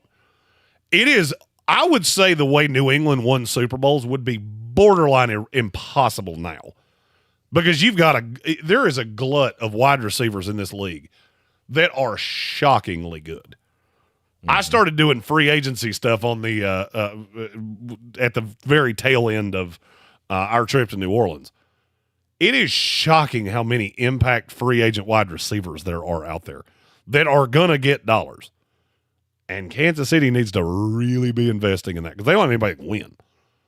Xavier Worthy had to manufacture the touches. Okay, he had a couple bombs late because he was running past backups. Okay, what did he do in the three quarters where this game was in any facsimile of competitive? DeAndre Hopkins, was he winning regularly? No. Neither were any of the other guys. Travis Kelce was in the middle of the field just completely irrelevant. Yep. And he looked 100 years old. Mm-hmm. Not wanting to speak to the media. That error in judgment, by the way, Travis, because when you don't talk to us, we just kind of write the narrative for you. You should not open Twitter today. It's not going so hot for you and your little side part. 40-22, Eagles beat the Chiefs at Super Bowl 59. We'll have more overreaction Monday up next. This is the story of the one. Clear. As a maintenance we have a specialist for super chat high-rise, about knows that vintage charm is there any credence to the needs report on constant Aaron attention, Rodgers? So which is why when it's time on that. Okay. They turn to Grainger with easy access to 1 million+ products and the scale to deliver when and where you need them. The right tools and supplies are never far away. so the one can keep that vintage building running like new. Call, click Grainger.com, or just stop by. Grainger, for the ones who get it done. Using a Clorox disinfecting wipe on your coffee table this cold and flu season feels like...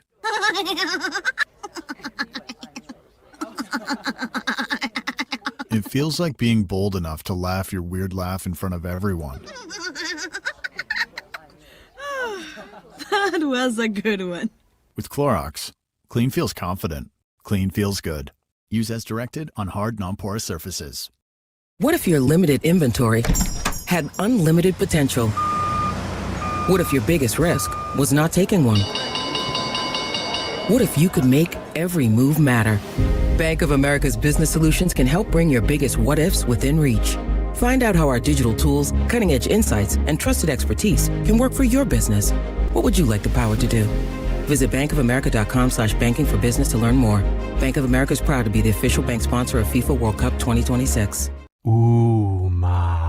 What was that? That is business phone bliss with the Ooma Cloud Phone System. It handles all our voice, video, and messaging needs. You sound very... Calm, I am. Ooma has everything I need to run my business more efficiently, like virtual receptionist, call routing, and video conferencing. And it starts at just $19.95 per month per user, plus taxes and fees. Ooma. Nice. Find your business comm at ooma.com/radio. Dan Scott here, inviting you to check out my new show every Sunday, 8 to 9 a.m. here on ESPN Asheville, where we bring sports and faith together. The Dan Scott Show, 8 a.m. Sundays on ESPN Asheville. Do better, be better every day. That's the Parks Promise. Our mission, to improve lives with every interaction. This is JW, General Manager at Parks Ford Hendersonville. Experience the Parks Promise today at parksfordhendersonville.com. That's parksfordhendersonville.com. If you're looking to buy, sell, or invest in real estate in the mountains, you need to call the agents at Clarissa Sells WNC, brokered by eXp Realty. Check us out online at clarissasellswnc.com. Download our free app on Google Play or the App Store. Type in Asheville Home Search. You'll be able to connect with our team and see all the available homes for sale in our area. For more information, contact us today at 828-774-6343 or clarissasellswnc@gmail.com. In the aftermath of Hurricane Helene, we found out a lot of things about our community. We saw neighbors helping neighbors, and we learned in desperate times one of the best things to have around is a redneck with a chainsaw. Not just a chainsaw, boy, just country boys in general. When you live in these mountains, you figure it out. Like, you make stuff happen. After answering the calls for help that they heard on the radio, the Chainsaw Brothers are still here, making it happen the right way. Fair, insured, and local. Need tree help? Call the Chainsaw Brothers. 316-1013. 316-1013.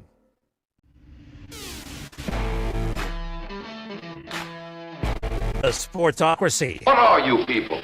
On dope? It is ESPN Asheville, the Sportsocracy. I'm live in the Ingalls studio, and he is live at the NFLDraft.net, Mullet Manor. Flostradamus and I still trying to get over our sickness from Mobile, Alabama, New Orleans, Louisiana. The Ingalls Living the Dream Tour. Always a fun time. But it would be much funner if we didn't have, death on our backs. It was next time not we will awesome. strive to be better. Next time we'll strive to be better in that regard. There will not be a next time for Aaron Rodgers in New York. I do not believe. We've got a super chat here regarding such matters. Here comes the money. Here we go. Money talk. Here comes the money. Great North Sports wanting to know any credence to the Rodgers being done in New York reports. I have a report from a source that says they basically gave Aaron the ultimatum of they would be happy to have him back, but it was going to be very different. They wanted to limit his the McAfee appearances. They wanted to limit his ability to just kind of do what he wanted. They wanted a commitment that he was going to be at OTAs and that he was going to buy in. and he couldn't give them that. So there is truth to he flew to New Jersey basically to be told that we're not bringing you back. Mm-hmm. Now, it's As also a you little should. biased Look, because he has a house in New Jersey and he was flying back anyway. Mm-hmm. But to me, you don't get to do that. You had we gave you all of the leeway when this was going to be a thing, and then you came and you played, and it didn't get any better. Like, when we're trying to build something here, you need to be a part of this. This isn't the New York Rodgers. This is the New York Jets. And if you're not going to be a part of that and don't want to go our way or do it our way, then feel free to walk. Aaron Glenn basically, when he took this job, one of the things that he told the Brain Trust in New York was that I want a roster that's 1 to 53, not a quarterback and 2 to 53, which is what it felt like over the last handful of years. Yes. That was never in the cards to happen again. Now, the question that I think is the most interesting is, where do both of these guys go from here? Devontae Adams and Aaron Rodgers are tied at the hip.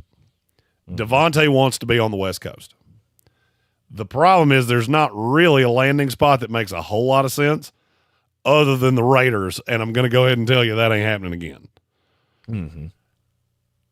I don't know that Aaron Rodgers has a landing spot that makes sense.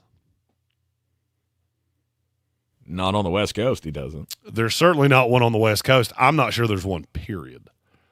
I'm not sure there is a spot that makes sense, because whoever it is, you better have an offensive line that is really, really, really good.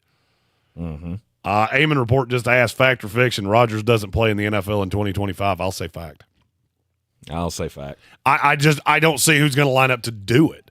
There's one that makes sense in Minnesota, because I could see a path that Minnesota, with that line, with those weapons, I could see it.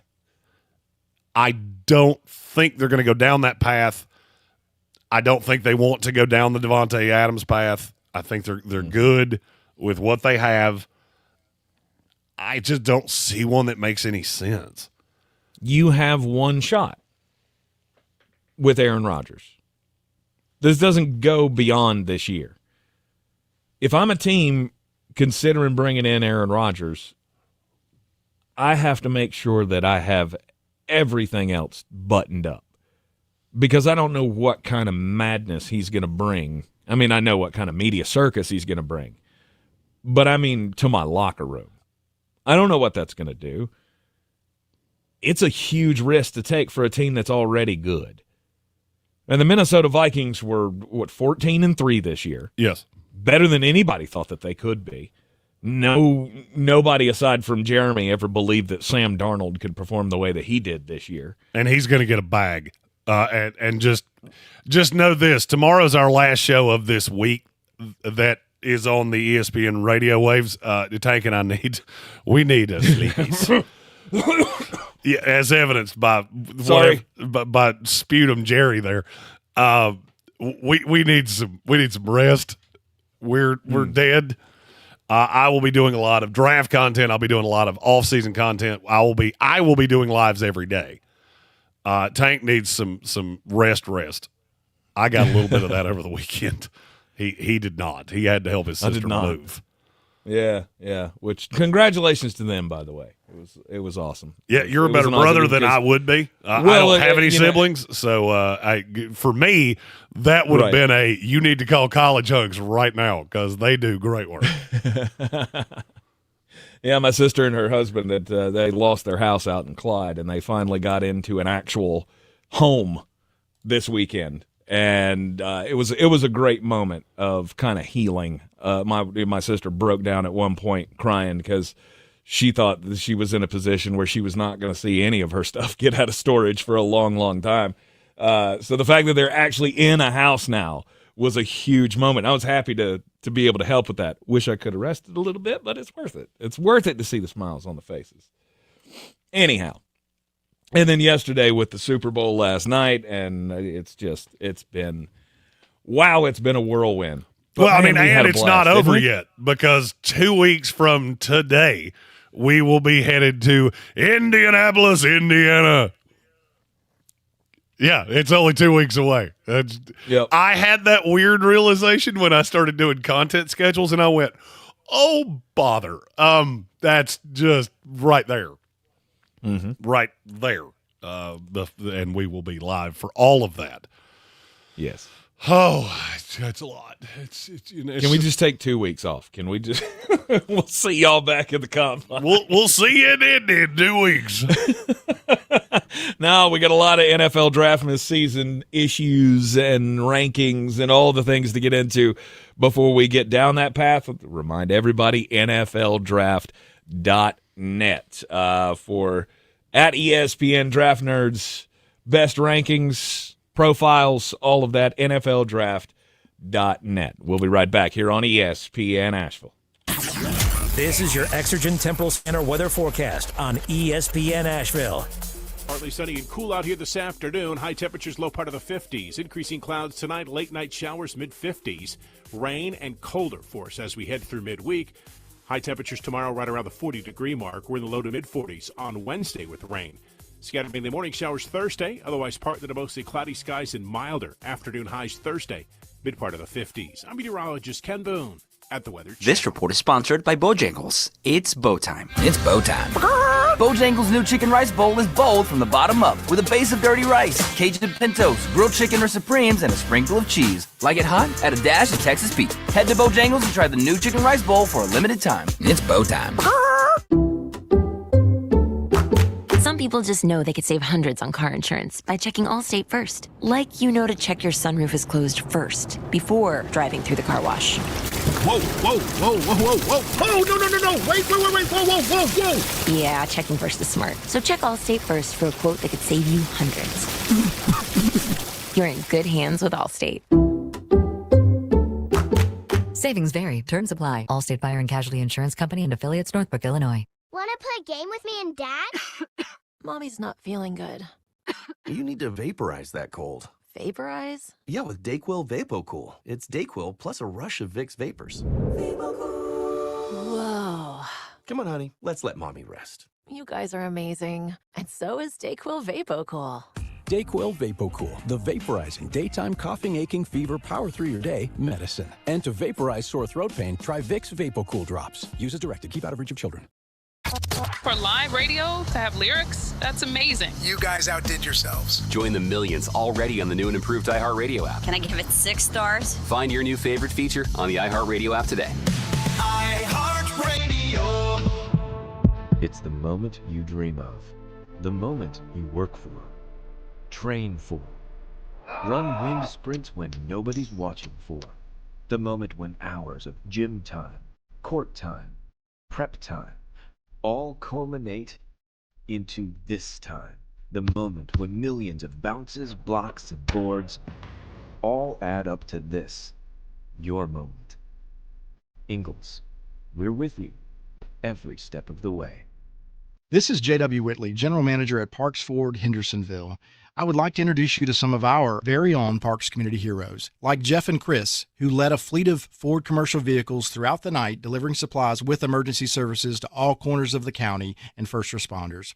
Like Daniel, a veteran, who accompanied law enforcement and other veterans to perform search and rescue operations. Nominate your Parks Community Hero today at parkscommunityheroes.com. That's parkscommunityheroes.com. Experience the Parks Promise today at parksfordhendersonville.com. If you're looking to buy, sell, or invest in real estate in the mountains, you need to call the agents at Clarissa Sells WNC, brokered by eXp Realty. Check us out online at clarissasellswnc.com. And did I mention that Clarissa Sells WNC loves teachers?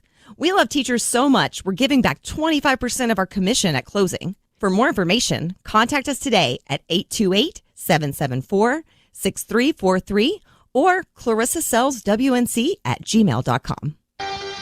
On the weird scale, there's Vegas, there's Florida, and there's Asheville. Let's get weird, Asheville.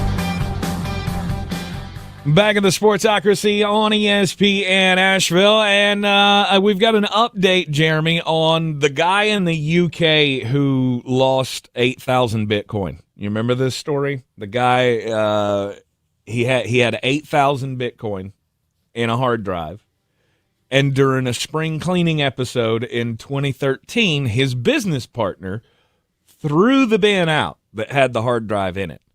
And the guy last year we talked about, or I told you about, the guy wanted to get the city council to let him into the landfill to try to dig to find his 8,000 Bitcoin, which at the moment have an estimated value of $620 million.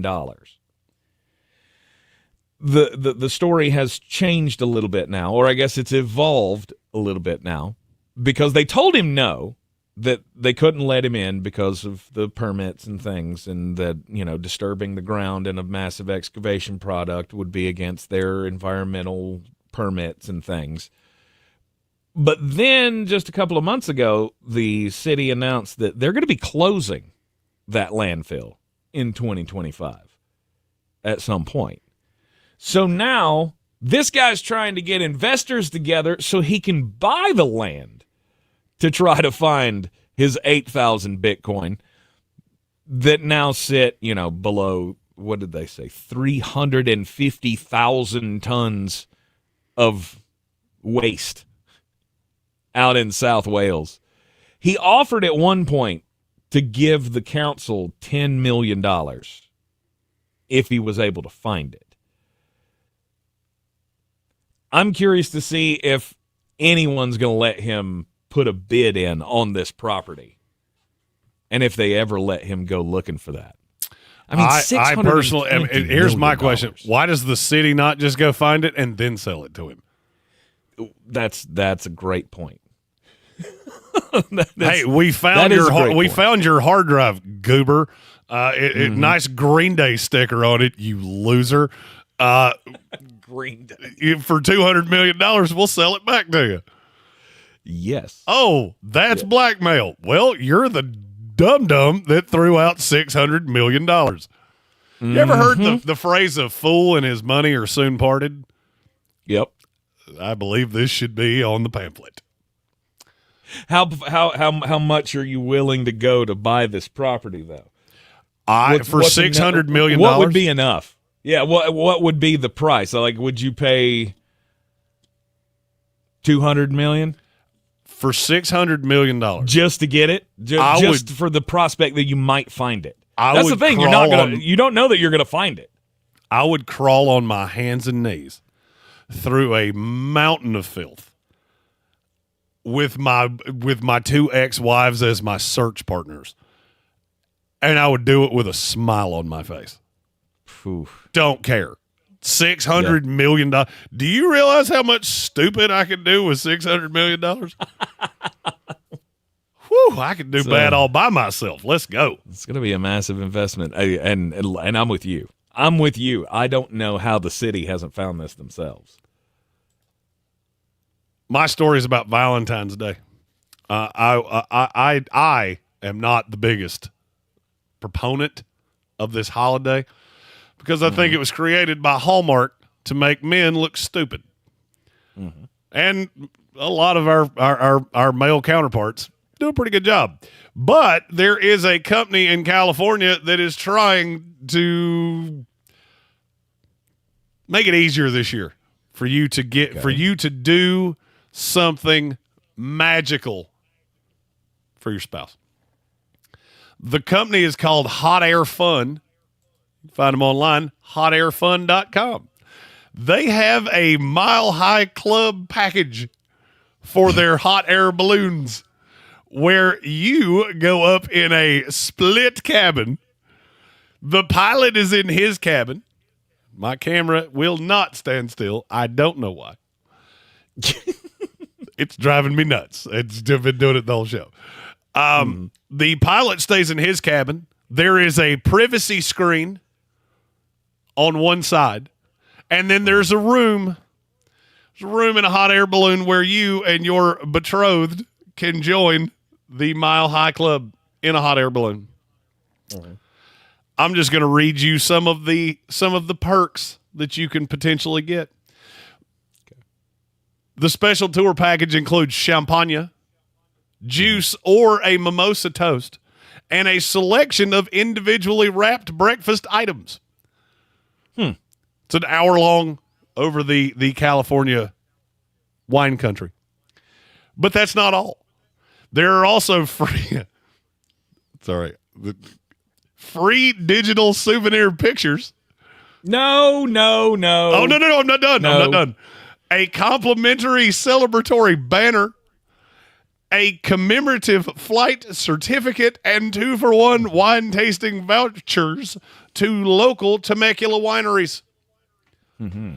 Okay, here's my question, and I feel like it's probably the question that at least a handful of you are asking. What exactly is that digital picture of?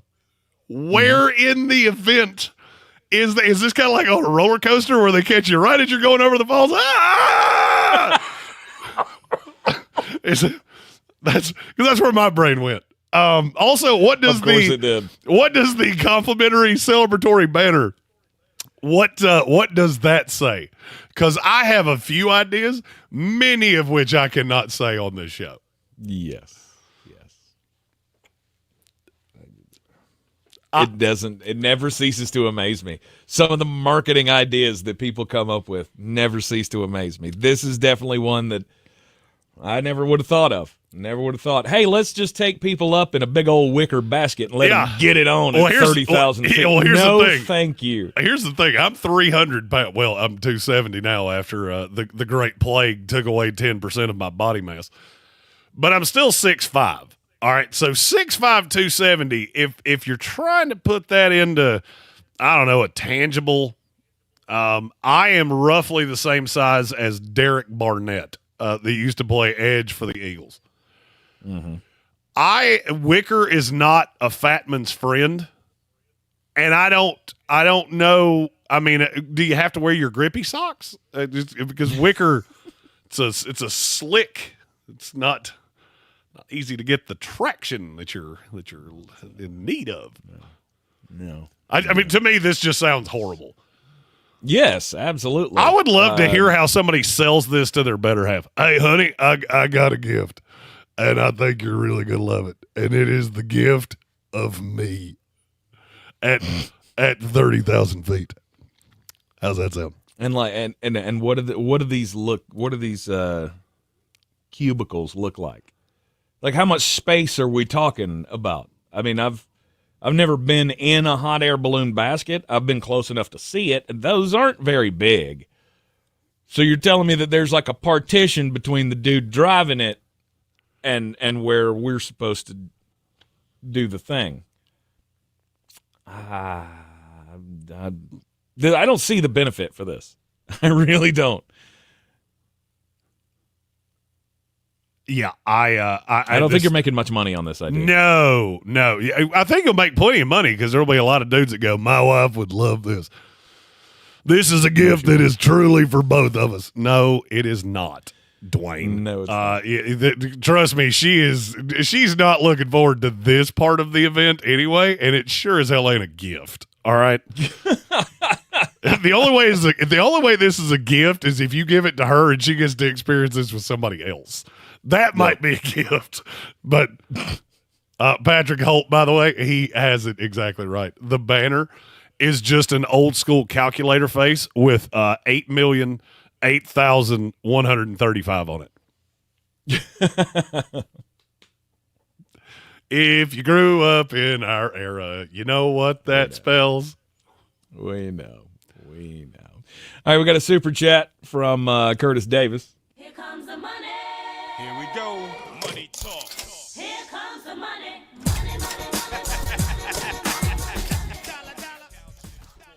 And it says, don't know if this was talked about yet by about the halftime show.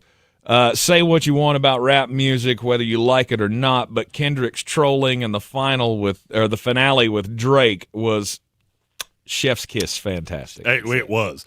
I had to explain a lot of it to Tank. All right, now all of it. Hold up. That was a kind way of saying all of it. Before you do the thing you do and show us that you're actually 9,000 years old, allow me, the more cultured of the two, especially when it comes to the rap game, to go, I will give Kendrick Lamar all the credit of he did a halftime show for his fans. I understand that not a lot of you got it. If you don't, if Kendrick Lamar is not a big part of your musical day to day, I get that you didn't get it.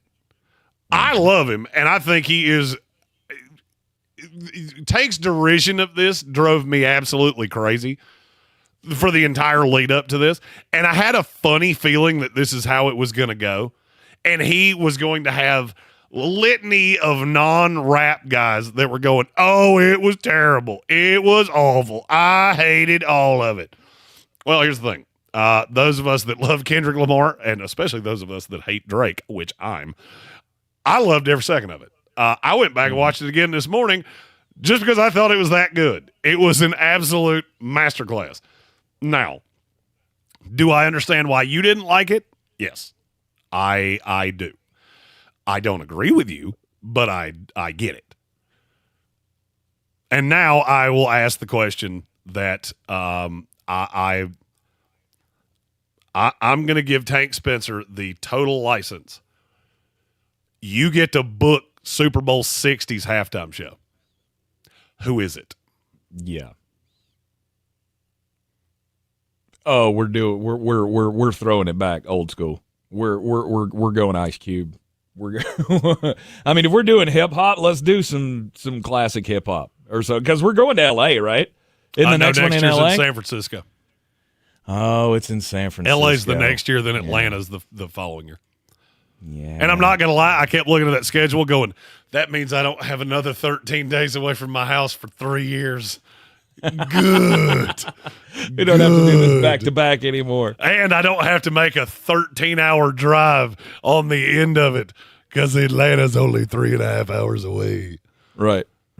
Yeah, no, I mean, I didn't dig it. I just don't get it. I don't get Kendrick Lamar's music. I don't understand the lyrics. I didn't understand a lot of it. I actually went back after, seeing all of the people who were in the know on my Facebook feed, you and others, saying, oh, this was so great. Like, okay, well, maybe I was just in a bar and I couldn't hear it. I went back and watched it this morning, and I still don't get it. And that's fine. It's not for me, right? That's not my kind of music. Exactly. I'm not into it. And it was awesome, I'm sure, for all of everybody that is, like I said, in the know. They all loved it. Yes. I didn't care anything about the Drake thing because I don't care about Drake. Well, and that's this might be Steve and Jeff that live down on the corner somewhere. They're having a feud between each other. I care more about that than I do about Drake and Kendrick Lamar. Well, so here's another thing that you really not need calling him a pedophile on television was not. I mean, it didn't do much for me. Oh, it did a lot for me. I laughed aggressively. Does he not get crap for not saying it? For not saying the pedophile line? They probably should he not have gone that step? Yeah, they probably wouldn't let him. You got to remember this is on network. Yeah, maybe television. not. Maybe they told him absolutely you cannot say that word. Absolutely, you will not do that. Okay, but now this would be my argument. When people say, oh, it was niche-y and I didn't understand it, would you care to tell me the genre or the act that's not niche-y at this point? There's not one. There's not. Exactly. There's not one. You're going to have to do this every single year with the Super Bowl if you want a modern act and not go Rolling Stones again, which was terrible. Awful. If you want a popular act that's not 80 years old, this is the way it's going to go.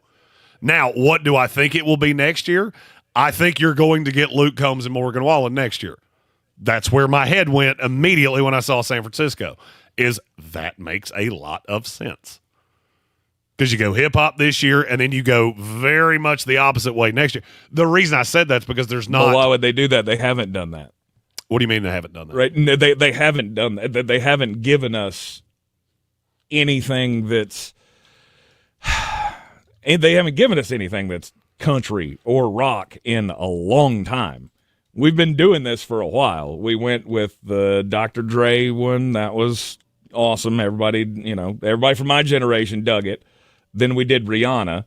Then we did Usher. We did The Weeknd. The Weeknd was terrible. We did this one with Kendrick Lamar. I mean, it's fine that you want to stay in a mainstream kind of. It's clear to us where you're going with this. People who are fans of other music would just like one at some point soon. Well, the problem is what modern I don't care if it's got to be Metallica. I don't care if it's got to be Luke Combs and Morgan Wallen or whatever. Metallica's 70 years old. They're 70 years old. Do yourself a favor before you clamor for Metallica. The last stadium tour they did, just go to Twitter and search for the response of that. You're not getting that at the Super Bowl. I promise you. And I like Metallica. I've seen them live. It was a long time ago. Their last stadium tour was universally crucified.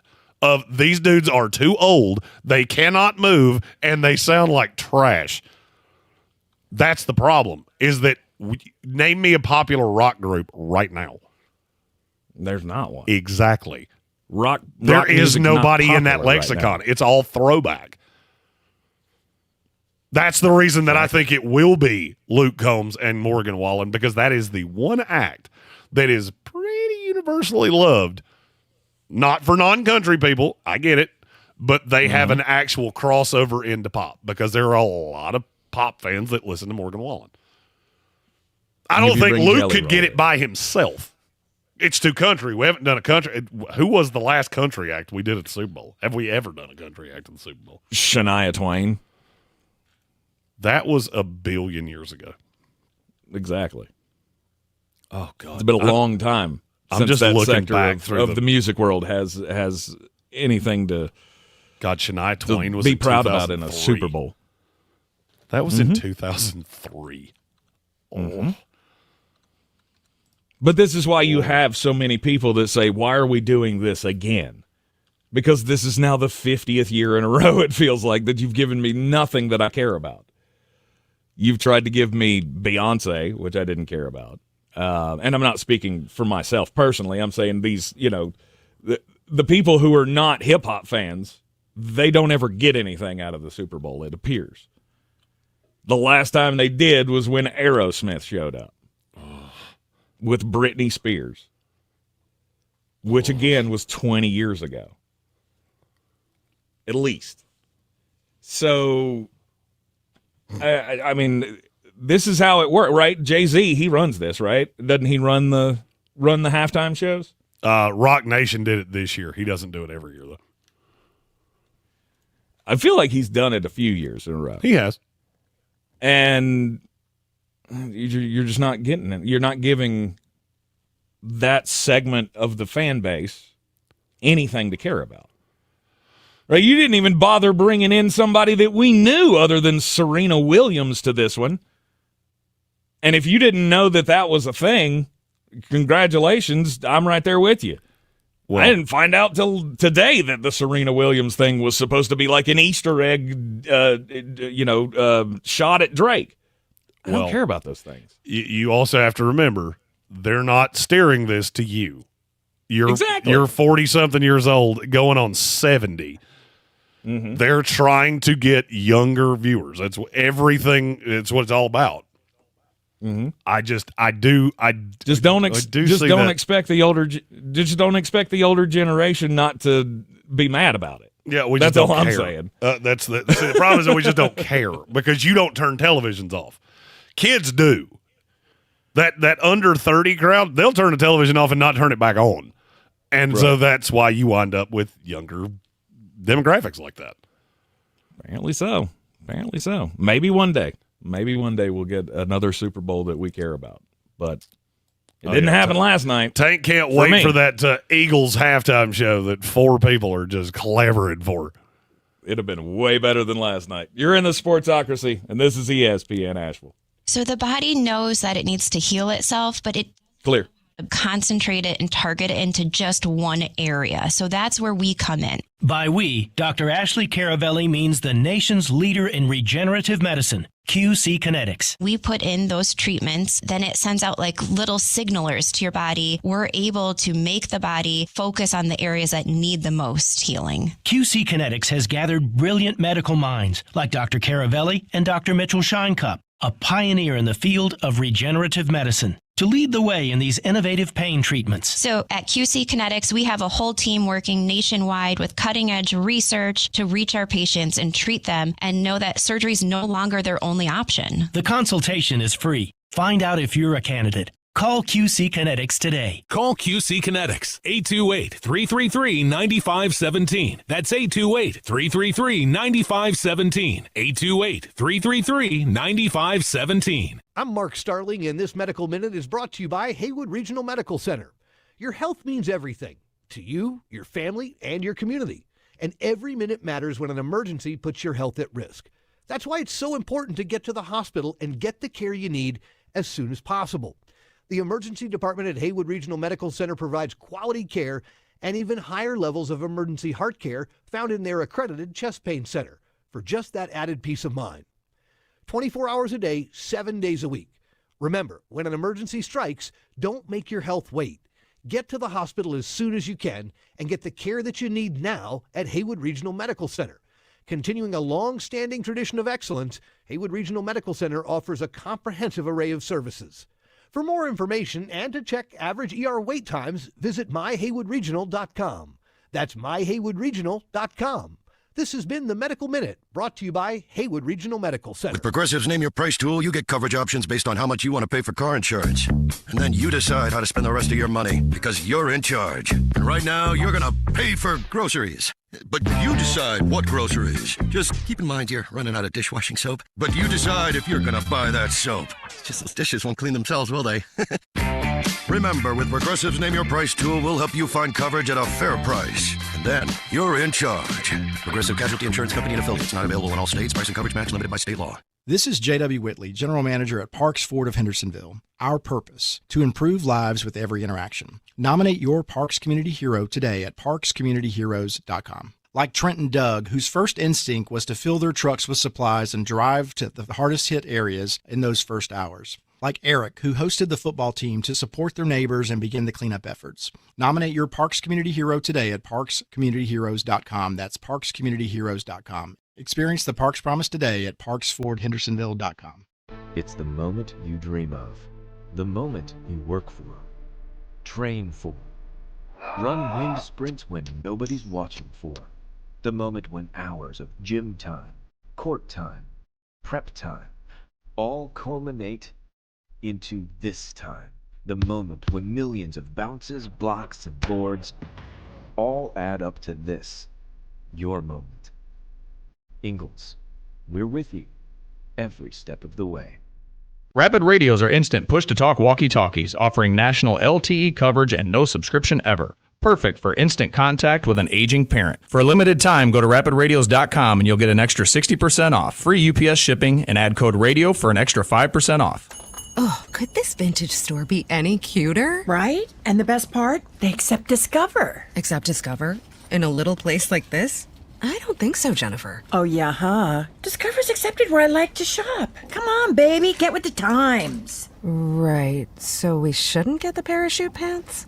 These are making a comeback. I think.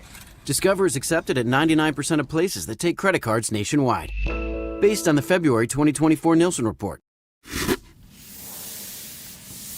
Using a Clorox disinfecting wipe to clean that stuck-on sauce from the stove feels like... Oh, boy. All right, ID's coming up in 15. Stop. It feels like coming home to your needy corgi after a long day. Best part of the day, finally. With Clorox. Clean feels carefree. Clean feels good. Use as directed. From the Ingalls Studios, this is ESPN Asheville, WPEK, W225CJ Fairview, WMXF Waynesville, and iHeart radio station. Now, your chance to win $1,000. Just enter this nationwide keyword on our website, cash. That's cash. Enter it now. You got to get in to win. Go to ESPNAVL.com and good luck. Live from the Ingles studio. I can't wait to play with myself every day. The Sportsocracy. Damn the devil to hell! Let the big dog see! Let him on the field! Come get you some of this. Fire them cannons! By golly, put more powder in those things. He couldn't take any more disappointment. Oh my God. The Jets killed him.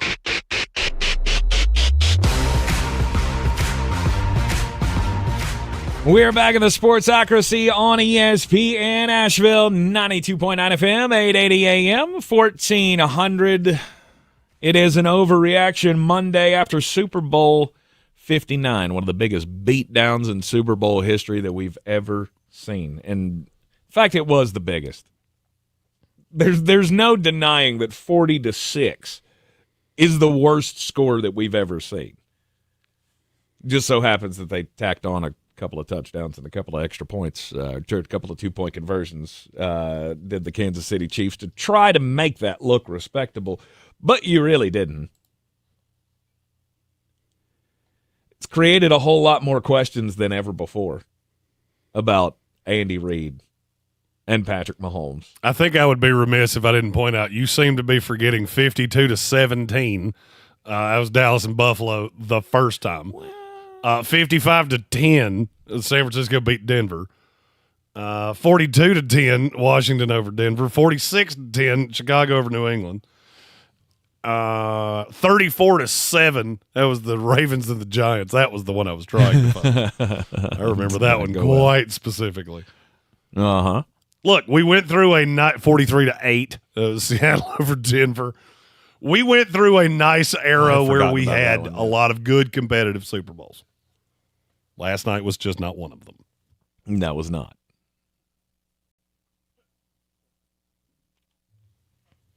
And, you know, one thing that we can take away from Super Bowl week,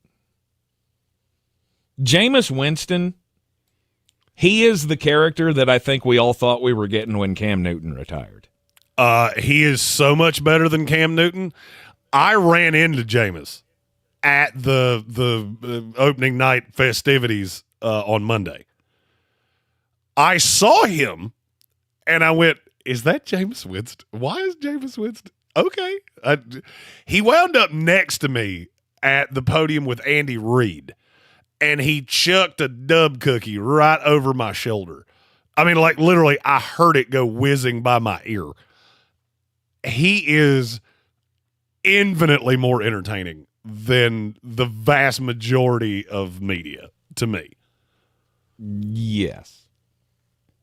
But it's a novelty that I think wears off. I don't. I think it's going to wear off pretty quickly. I don't, because it's a different era of content creation. Mm-hmm. I met Annie Aker while we were on opening night.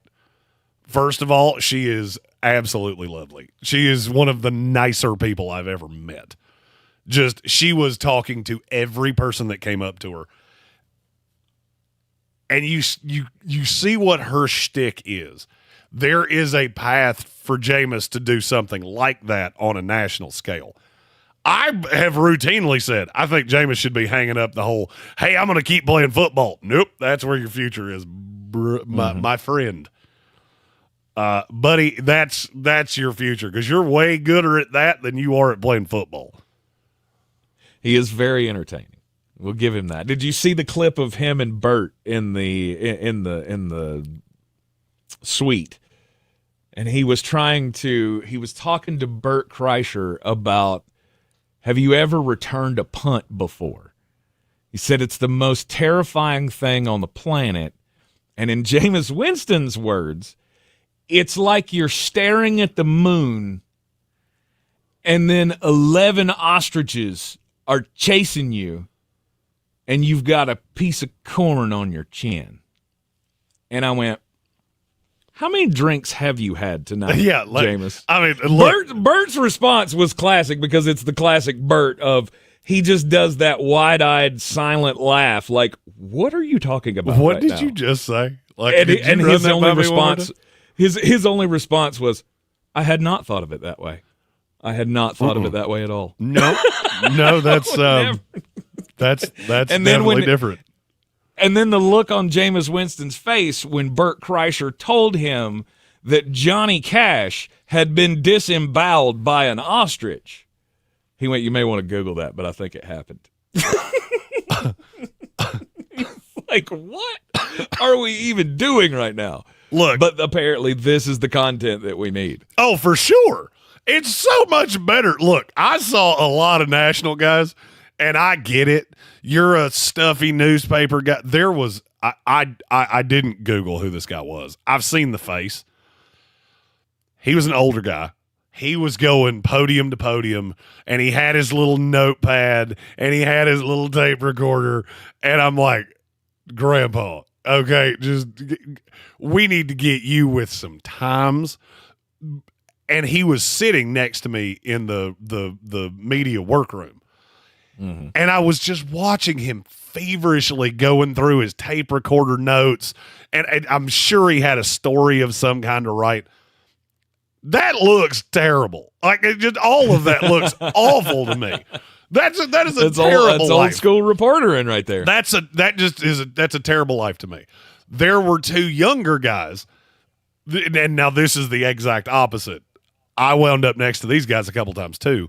If you saw the clip that went viral of they were talking to Travis Kelce, and he asked, his microphone said sports. I have absolutely no idea who he worked for. But the question he asked was, which one do you love more, Taylor Swift or a 15-yard roughing the passer penalty? And I just looked over like, we're doing this? Like, this is what we're doing at Super Bowl Media Day. Oh, that's what you're supposed to do at Super Bowl Media Day. Yeah, but you shouldn't. All right, like, there's funny. I thought Jameis was hilarious. That's low-hanging fruit. And there's got to be a middle. And there are so many people that do great content stuff that I respect so much. Annie Ager's a perfect example. I think she is hilarious. But she still has class in the room of, I've been here before. I love those people. I don't have any desire to associate with the old school guys.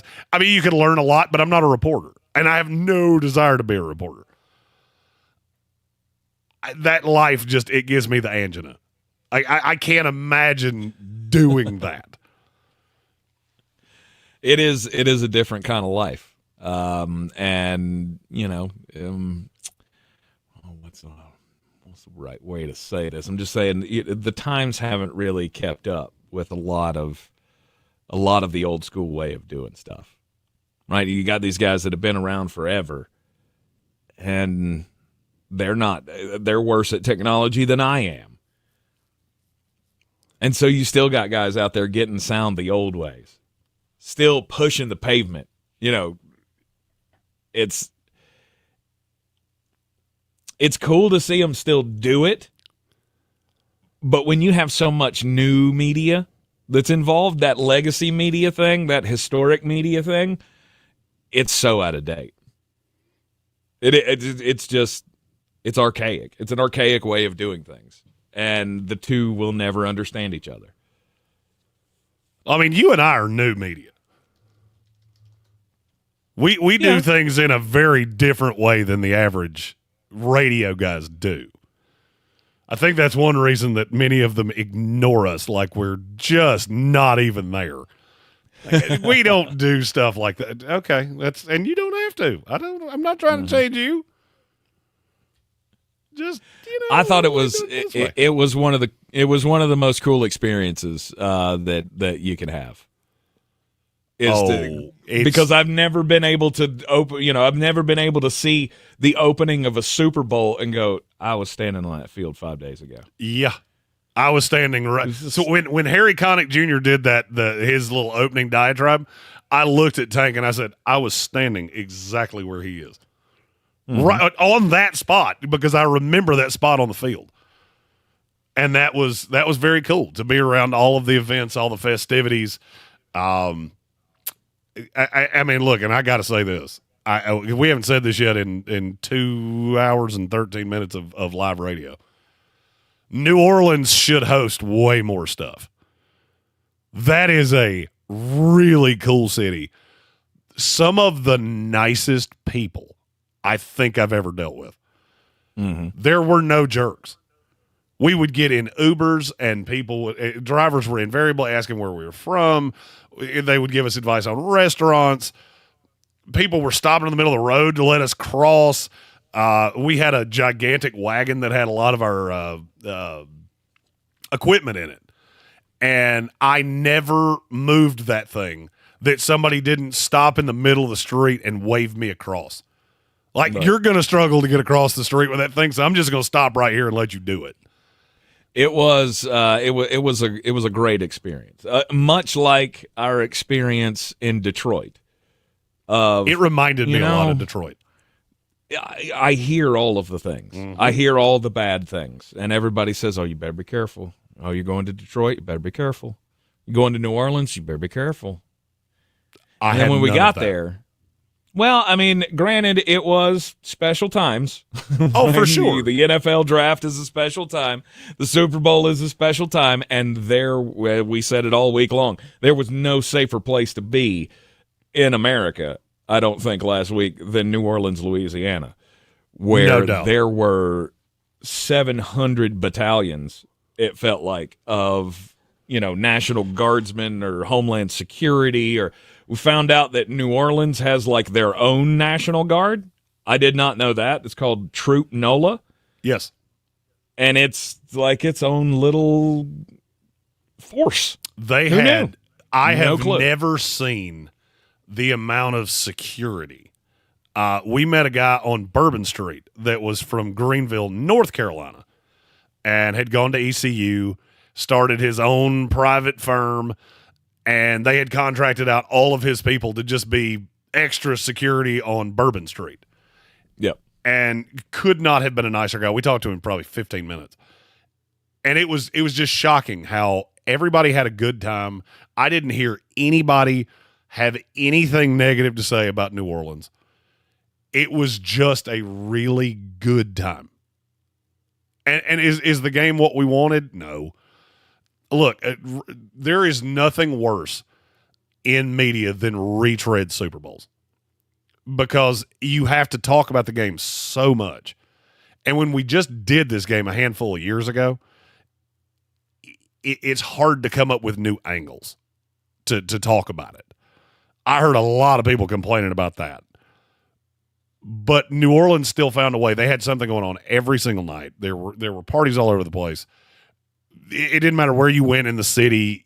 I mean, we had Brandon Marshall sitting behind us at dinner. Trey Wingo was sitting the table across from us. One of the officials was sitting 2 tables down. I mean, that was just what it was. It was an incredible event. The food is out of this world. That might be the best food city in America. Could possibly be. And music, it's pretty high in music too. Mm-hmm. It was incredible. I'm looking forward to going back. Yeah.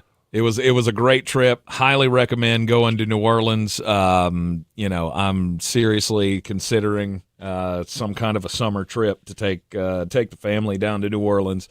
There's a lot of charm in that city. For sure. There's a lot of great food. There's a lot of history to see. I didn't get to do my nerd thing and go see as many historical things as I wanted to see. There's definitely a lot to do down there. And we couldn't have made the trip, of course, without the great support of our sponsors, Ingles Supermarkets, low prices, love the savings, Clarissa Sells, WNC.com, and Parks Ford of Hendersonville for helping us live the dream this fall season. And it's all going to roll on with another trip in a couple of weeks to the Indianapolis Scouting Combine. And we still got a trip to the draft coming up as well in April.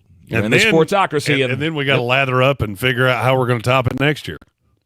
Indeed. You're in the Sportsocracy, and this is CSPN Asheville. This is a story of the one. As a maintenance specialist for University House. Clear. College students can major in wear and tear. Plus, housing so many students doesn't leave a lot of room to house all the supplies he needs. That's where Grainger comes in. With over 1 million industrial-grade products and fast, dependable delivery, Grainger carries the quality products he needs so he doesn't have to. From a new door hinge to a whole new faucet. Call, click Grainger.com, or just stop by. Grainger, for the ones who get it done. With Target, checking off your Valentine's Day list has never been easier. First, surprise your favorite people with something extra thoughtful, like a soothing candle in a memorable scent, or a decorative picture frame to show off every moment. Both buy one, get one 50% off with Target Circle. And don't forget to treat yourself. Find the sweetest style for your special occasion with 20% off women's dresses now through Friday. This week, find Valentine's gifts for everyone you love, only at Target. Some people just know they could save hundreds on car insurance by checking Allstate first. Like, to check you have a full tank of gas first before road tripping through the desert. Empty? Seriously? Maybe I can walk.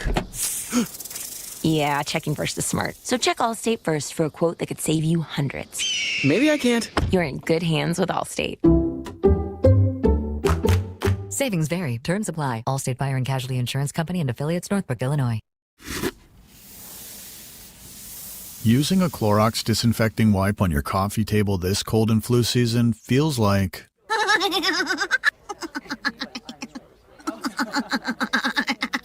It feels like being bold enough to laugh your weird laugh in front of everyone. That was a good one. With Clorox, clean feels confident. Clean feels good. Use as directed on hard, non-porous surfaces. This is J.W. Whitley, General Manager at Parks Ford of Hendersonville. Our purpose, to improve lives with every interaction. Nominate your Parks Community Hero today at parkscommunityheroes.com. Like Daniel, a veteran who accompanied law enforcement and other veterans to perform search and rescue operations. Like Spencer, who helped build a bridge out of debris to rescue 7 families after the road was washed away. Nominate your Parks Community Hero today at parkscommunityheroes.com. Experience the Parks Promise today at parksfordhendersonville.com. If you're looking to buy, sell, or invest in real estate in the mountains, you need to call the agents at Clarissa Sells WNC, brokered by eXp Realty. Check us out online at clarissasellswnc.com. And did I mention that Clarissa Sells WNC loves teachers? We love teachers so much, we're giving back 25% of our commission at closing. For more information, contact us today at 828-774-6343 or clarissasellswnc@gmail.com. All right, people, it's Valentine's Day. Everything has to be perfect. At Ingalls, we know that not every Valentine's Day is 4-star perfection, with string quartets and swanky restaurants. My boyfriend bought me flowers. That it's not the money you spend or the elaborate lengths you go to. Happy Valentine's Day. It just has to come from the heart. Ingalls, we're with you every step of the way. The Sportsocracy. These guys are a f***ing disgrace. We are back in the Sportsocracy, and this is ESPN Asheville. Follow us on all the social medias at the Sportsocracy. This Friday is Valentine's Day, gents. Just so you know, you have plenty of warning. You got all week long to figure out what you're going to do for your gal or guy or whoever's doing the buying for Valentine's Day. You got some days to plan. I feel like in about 9 months up in the Philadelphia area, there's going to be a lot of kids named Jalen and Cooper. There's a great chance that you're right. The Valentine's Day. And fellas, that does not count as a gift for Valentine's Day. That was not a gift. That was. It does not. They are going to have the Super Bowl parade on Valentine's Day. So Friday is going to be your day that the Philadelphia Eagles will celebrate their latest Super Bowl win, the demolition of the Kansas City Chiefs, and putting a stop to all of that three-peat talk. The fact that became so big over the last few weeks, Well, man, like of course the Pat Riley talk about getting the trademark and the right to use three-peat and all of that. Like, the media wells this stuff up and rides every narrative. Well, I mean, but are you surprised by that? No, I'm not surprised by that. I am just, I don't know. I guess it's the response, right? It's the Eagles' response to all of that. Because as you said, after the game last night, they were all talking about proving themselves, no longer being disrespected, being able to do something that nobody thought that they could do. I mean, hell, I said for the run-up to this game, my heart's pulling for the Eagles. I really want them to win, but I don't think it's going to happen. I did not have a rooting interest. I will readily admit that. I did not care. I hope it's anybody else next year. He wanted a good game. He wanted a good game, and that's why he was so upset when he came over to my table and he was like, "This is the worst Super Bowl ever." I was like, "Well, not if you're a Philadelphia Eagles fan." This is terrible. I hate every second of this. I'm ready for it to be over. I hate going out on a bad game like that. And that was not a fun game to watch. I mean, for Philadelphia fans, okay. Mm-hmm. For the average football fan, that was it's not a fun way for the season to end. You build up to this. You got to think. I did my first training camp stop in July. We're in the middle of February, and that's how it all ended. And now, we slide into the draft. I don't understand how guys don't get super into the draft because I don't know what you would do for the next 3 months. There's only so much golf you can play, and you can do that in May and June and July. The guys that aren't big draft guys, I don't understand. Well, I mean, this used to be the turning of the page to the next season. The problem is, for a lot of us, there's no next season coming, right? There's a next football season coming, but there's no, the luster has gone off for many of us, especially Tar Heel fans, for the college basketball season. Normally after the Super Bowl, it's when we go, okay, now we can cue in on college basketball, and we'll ride that wave until the national championship game, and then we can, fill our time with baseball until spring training starts up again, or until the practices and stuff, camps and stuff start up later in the season in the summer. You don't really have that anymore. Yeah, I have none of that. I will have some interest in the conference tournaments because I think conference tournament basketball is really entertaining. We will be at the SoCon Ingles Basketball Championship here in Asheville in just a few weeks. We're looking forward to that. That's always a fun event for us because we're one of the hosts of it. And then the NCAA tournament, I enjoy making a bracket and things like that. But for me, I'm locked in on the offseason. Free agency starts in just over a month. The combine's in 2 weeks. For me, it's not really the end of the season. The season ends for me April 28th, or I think it's April 28th. And then it goes into, vacation time because I'm fully planning on taking several weeks off this summer and just getting my mind right before we do it all again. Mm-hmm. It all gets it'll all be here before you know it. I ran into last night was a sad moment. I ran into a guy. I always when we were in New Orleans, and we just got to talking as you do.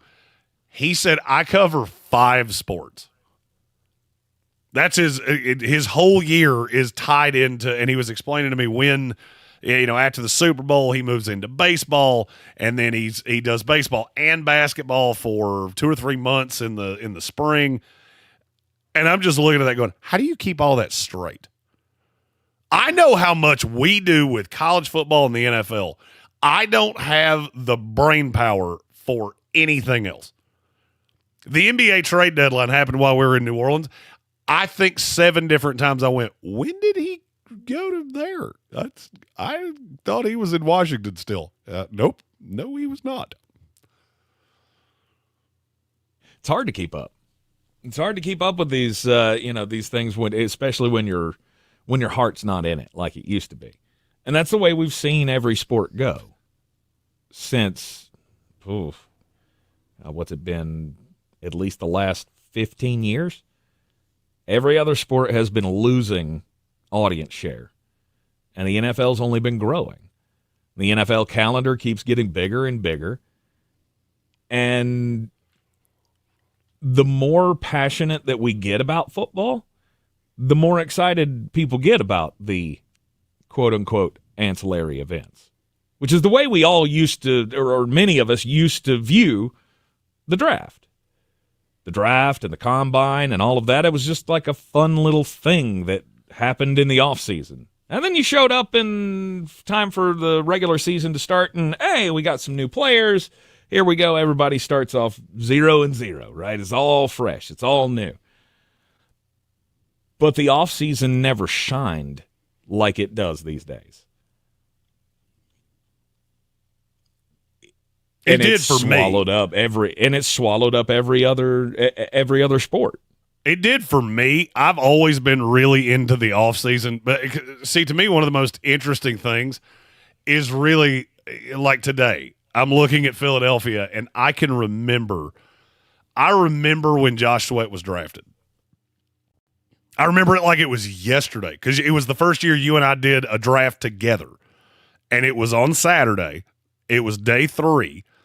And the Jets took Chris Herndon instead of Josh Sweat. And Sweat was a Florida State guy, so I knew him quite well. And I wanted him so badly to be a Jet. And now I see him getting his due right as he's going into free agency. And for me, that's just a great big tie. And I understand it doesn't work that way for everybody. It does for me. I have a story about so many of these guys and a tape I watched or whatever the case may be. That's what I love. This is the part of the season that I love the most. The games are like the cherry on top for me. This is where the cake is baked. Whether it's free agency, the draft, trades, we're preparing all of the ingredients. We're making the batter, and we're going to put it in the oven, and in September we'll see what it's turned into. I absolutely love this, and it's so for me. Season's not over. Football just started. Football brings people together like no other sport. Oh, for sure. And the chat is a perfect example of this because Gambit fan chimes in. He says, "Well, I mean, hockey's gaining fans, but Tank doesn't think that's a real sport. It is a real. I mean, I make jokes that we don't. I mean, because we don't do that in the South. It's not a sport down here. It exists, except in Raleigh. I get that we have teams, right? Like it is a sport in Raleigh. Teams, but nobody cares outside of those cities. Like when Atlanta had the Thrashers, no one cared outside of Atlanta that the Thrashers had a team. No. I don't know. I can't speak to Florida, but I'm pretty sure it hasn't taken over Florida.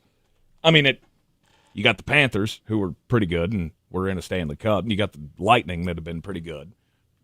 So maybe but Florida has more transplants than any other state.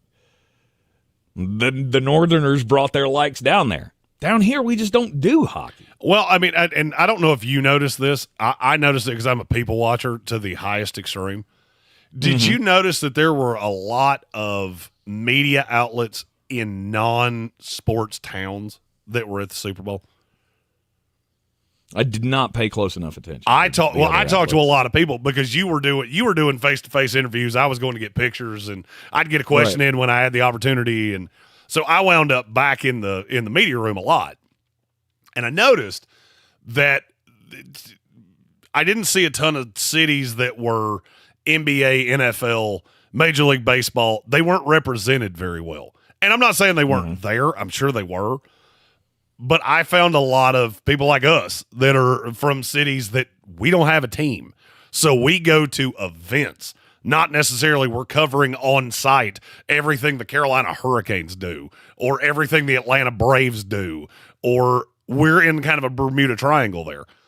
I enjoy that because it allows us to talk about every team in the NFL. Yes, we do talk more about the Panthers. We do talk more about the Falcons. We do talk more about the Titans.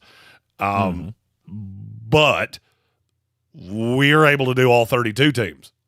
Somebody asked me, what team do you cover? All of them. 32. 1 to 32. All of them. Yes. Joshua Penix. He said for him, it's NASCAR.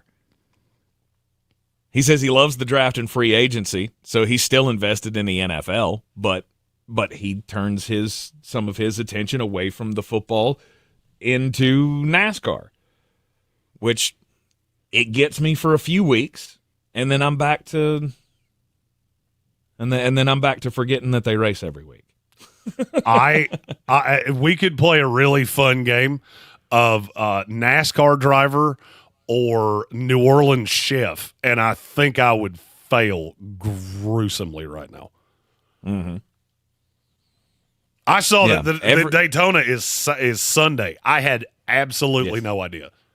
Does that mean they've already qualified and I completely missed that? But because don't they usually qualify the week before? They usually do, yeah. They usually have like the dual races, I guess, will be on like Thursday of this week or something. Yeah, but they have to qualify for the order of that, and I didn't see who won the poll. No, I hadn't paid attention. I'm literally having to Google it's not it time to for see that if yet. it happened. We do the cleanup on the Super Bowl, and then Thursday is dual one. So they had the clash at the Coliseum, which was not at the Coliseum. It was at Bowman Gray Stadium. That was last weekend. Single car qualifying is Wednesday. Mm-hmm. Apparently, NASCAR got the memo of, hey, now that the NFL's pushed the Super Bowl to the weekend before Daytona, maybe we should, you know what, Speed Weeks is going to become Speed Half Week. Days. That's all we got. Yes. Thursday are the duels, and then Sunday will be the Daytona 500. And then the NASCAR season gets kicked off, and it's a mishmash of what can keep me entertained until the NFL comes back. That's why the Super Bowl is always like a sad moment for me. Like I will watch all of the post game and stuff, give the guys their due. I love watching the guys get their trophies and all of that. And then there's that little moment of, we're not gonna have football anymore for a while. It's gone until August. We can keep ourselves entertained with the moves and the deals and the draft and all of that. But in the end, we're not actually going to have actual football to consume until next August. I think that's unless you want to waste your time on the USFL, and we're not doing that. We've proved that already. I think that's where I am so different. The games are probably not in my top 3 favorite parts of the. They're really not. I love watching football. I also love watching tape. Coach Kent Briggs and I, he was with myself and Bill Workman at the Senior Bowl, and we had a great time just watching the practices. And it was so fun for me to hear how Coach looked at things, and he was doing the same thing with me. We both have basically dedicated our lives to the sport, and we view it so differently. And it's almost funny to me. And I get people all the time that ask me, why do you watch so much tape? Because I enjoy it. It's on in my office right now. I can't see it because there's a gigantic light right in front of me that is sweating, and I'm basically being interrogated right now. That's going to change for tomorrow. You mark my words. But it's so funny to me that this has become a 12-month. I remember when you and I first started this, we would hit this point and go, oh, good God, what are we going to talk about for the next 5 months? We haven't done that one time. And we've been together a lot in the last handful of weeks. Right. We haven't done that one time. Nope. As a matter of fact, we're doing the exact opposite of, hey, how are we going to cram all of this content in before the end of February? And then how are we going to do all this draft content with the offseason? And, man, I'm looking to May going, vacation, it's so close and yet so very far away. Keep in touch with all of the rankings and such for the Draftmas season at NFLDraft.net. You're in the Sportsocracy, and this is ESPN Asheville. We'll be right back. This is your Exergen Temporal Scanner weather forecast on ESPN. Now we're clear. Partly sunny and cool out here this afternoon. High temperatures, low part of the 50s. Increasing clouds tonight, late night showers, mid-50s. Rain and colder for us as we head through midweek. High temperatures tomorrow right around the 40-degree mark. We're in the low to mid-40s on Wednesday with rain. Scattered mainly morning showers Thursday, otherwise partly to mostly cloudy skies and milder. Afternoon highs Thursday, mid part of the 50s. I'm meteorologist Ken Boone at the Weather Channel. This report is sponsored by Rapid Radios. Rapid Radios are instant push-to-talk walkie-talkies offering national LTE coverage and no subscription ever. A great alternative to a mobile phone for your kids. For a limited time, go to rapidradios.com and you'll get 60% off. Free UPS shipping. Add code radio and get an extra 5% off. On Saturday, February 22nd at 1:30 p.m. Eastern, it's the Pro Volleyball Federation's first All-Star match. The league's biggest stars will clash in a can't-miss event hosted in the Indy metro area, home of the Indy Ignite. Catch every serve, spike, and save live on CBS. Don't miss this historic showdown of volleyball's finest. The Pro Volleyball Federation All-Star Match on February 22nd at 1:30 p.m. Be there. Favorite station, preset. Favorite artist, preset. Favorite podcast, preset. We know you're loving the new preset feature on the new and improved iHeartRadio app. See it now, along with even more great features. It's everything you love about your car radio and the palm of your hand. iHeartRadio. My name is DeMar Hamlin. I play for the Buffalo Bills, and I play safety. It's American Heart Month. As the national ambassador for Nation of Lifesavers, I'm joining the American Heart Association on its 100th birthday to encourage you to learn CPR, because together we can save lives. Nearly 3 out of 4 cardiac arrests that don't happen in hospitals happen in homes. If the time comes, be ready. Join me to ensure everyone has the chance to live longer, healthier lives. Visit heart.org/nation. At Ingalls, we're proud to work with hundreds of local farms and businesses in the communities we call home. Not only does it ensure that you get top quality, fresh items for your family table, it's a way for us to support the amazing individuals who pour their heart and soul into delivering the very best they can do. Quality, freshness, community, it's all in the bag. Ingalls, low prices, love the savings.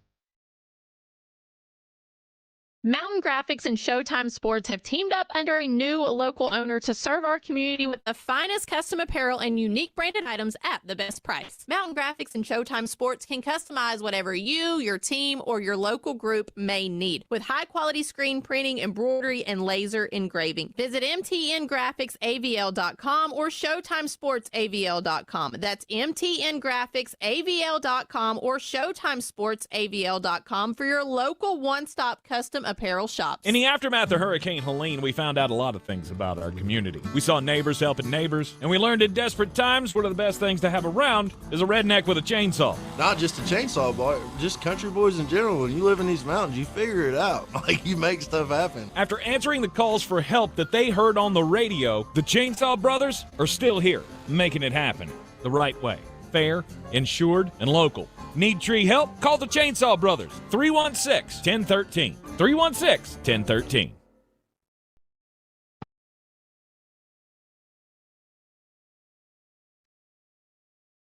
It is ESPN Asheville, the Sportsocracy. Live on ESPN Asheville, 92.9 FM, 880 AM, and 1400. Apparently my mute button just doesn't work anymore. It's not working. It went to New Orleans and it died. The mute button does not work anymore. Yeah, we'll need to work on that. It works about half the time because I do that before we come back from every break. You've heard me twice. So it is time for the most important message of the day, which is don't do crimes. Let's see. We're gonna do this. So a woman has been arrested after a car crashed into a British World War II memorial in France. The memorial was of a Mark IV tank on permanent display at Sword Beach in Normandy next to the Liberty Monument commemorating British soldiers who died in France. The car crash happened around 5:30 a.m. on Saturday, where thousands of troops came ashore on D-Day, June 6, 1944. The tank on display was part of the 79th Armored Division, one created specifically for the D-Day landings.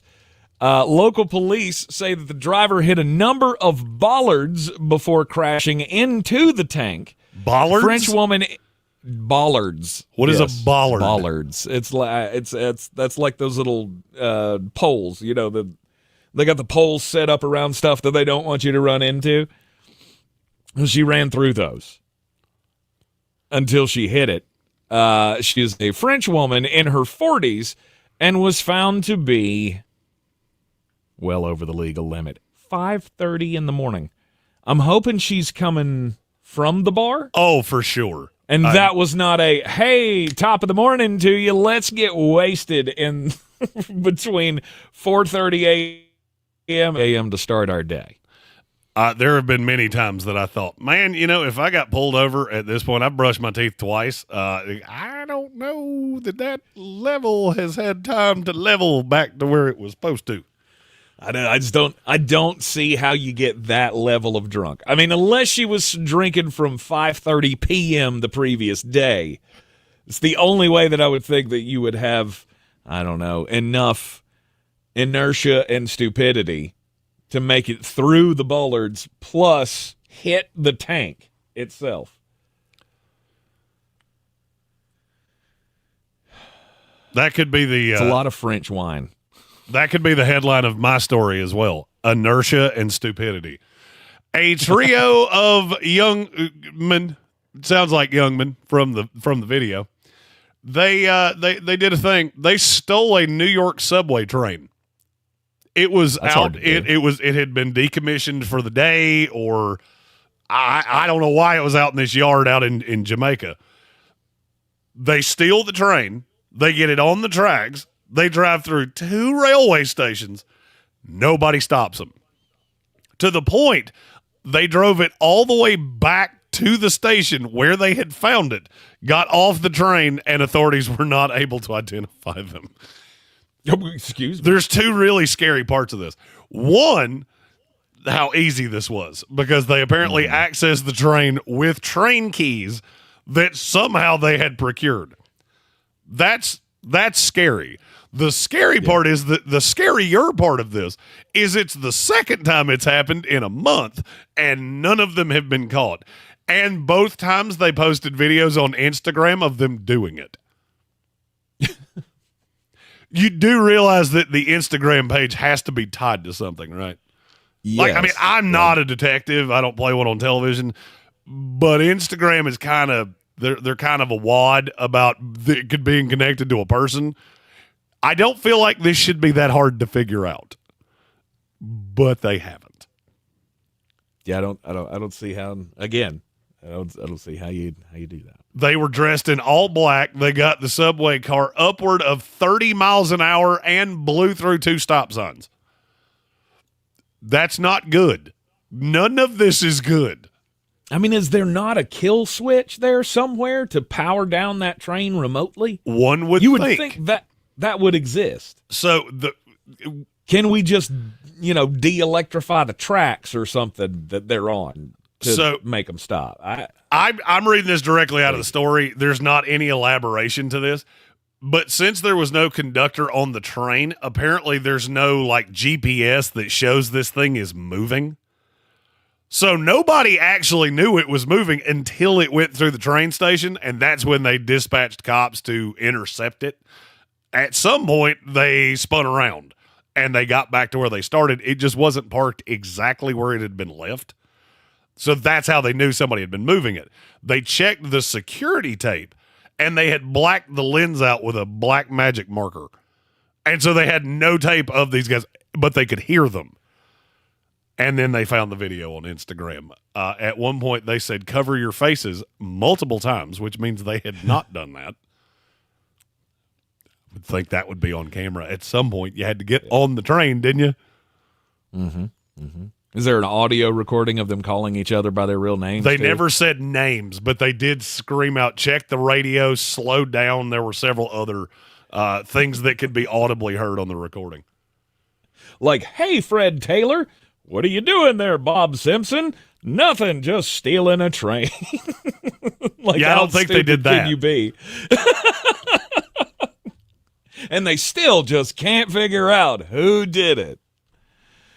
Oh dear. We have finally pieced together Sir Jimothy's super chat that he has been trying desperately to get in here. That apparently the YouTubes thought it was an ad of some kind and kept throttling it back. So let's hit that for him. Here comes the money. Here we go. Money talk. Here comes the money. Apparently you cannot start super chats with career opportunities because they'll go, that's a bot. That's for a sure. Career opportunities. Kansas City has 54 openings. Sir Jimothy says you must be willing to travel, block a few times, catch 10% of the passes, block once. And run the damn ball. Run the damn ball. All player positions plus OC, DC, and head coach, all but quarterback, up for discussion. Yes. Yeah. Kansas City yesterday did not go your way. Now, I would be remiss if I didn't point out they're still not – I mean, you still made it to the Super Bowl. You still beat Buffalo. You still beat Houston. I mean – I'm looking at the odds for next year's Super Bowl champion. Yeah, Kansas City's still second. Philadelphia's plus 600. Kansas City's plus 700. That seems like a pretty decent bet. Seems like pretty decent odds. Plus 700 to win the Super Bowl again. I don't see anybody that gives me an odds that makes me feel warm and fuzzy, although Washington's plus 1,800, and I'm not going to lie, that feels like this year's Houston Texans. I'm going to do it. It's just a question of how much am I going to do it. Right. That's going to be one of those that you're going to go, oh, man, they're so good. He was so good last year. And then what happens? It's always that possibility. And then I'm cashing that bet out in the middle of October like I did this year. Oh, they've won 4 games in a row. I get my money back. Let's go. Right. How did you feel about the referees last night? There's nobody complaining about that today. Yeah, I mean, it wasn't much of a story. The savior. It's the savior to me of this whole fiasco because I thought that's what we would be coming away from Super Bowl 59 talking about. Well, it started once again, it was going to be, oh, the refs, they got their thumb on the scale. Well, it started there was clunky. None of that. You had a pass interference on A.J. Brown that I thought, oh, boy. You can't really do that. You can't really put your hand in his face like that. For sure. Right. Okay. But, I mean, and you knew as soon as it happened, you go to Twitter and, the officials are going to make sure Kansas City, yeah, they did a terrible job of that. Just awful. Mm-hmm. Because then there was a makeup call on Trent McDuffie about 3 plays later that, I mean, there was a call on Nick Bolton where he hit Saquon Barkley in the back. I have not seen that called one time all year. But did it have an effect on squat? No. There was zero effect. Now, I will be very interested over the offseason to see when we get to the owners' meetings, when we get to the parliamentary procedure of the NFL. Are there any things that we do to try to assist the officials? I think you will see some of those things that the expedited review. I think that's going to get some new little tentacles to it. Look, we do this every year. We ask the officials to do more and more and more and more. We don't help them out, and we're shocked when they're terrible. You're asking them to do 10 times more things than they were doing 20 years ago. Weird. Right. They've gotten less efficient. That's not a happenstance. Mm-hmm. Hugh Queen says the ref should have swallowed the whistle on the first 2 penalties. I will tell you this. They specifically told A.J. Brown, do not extend that arm.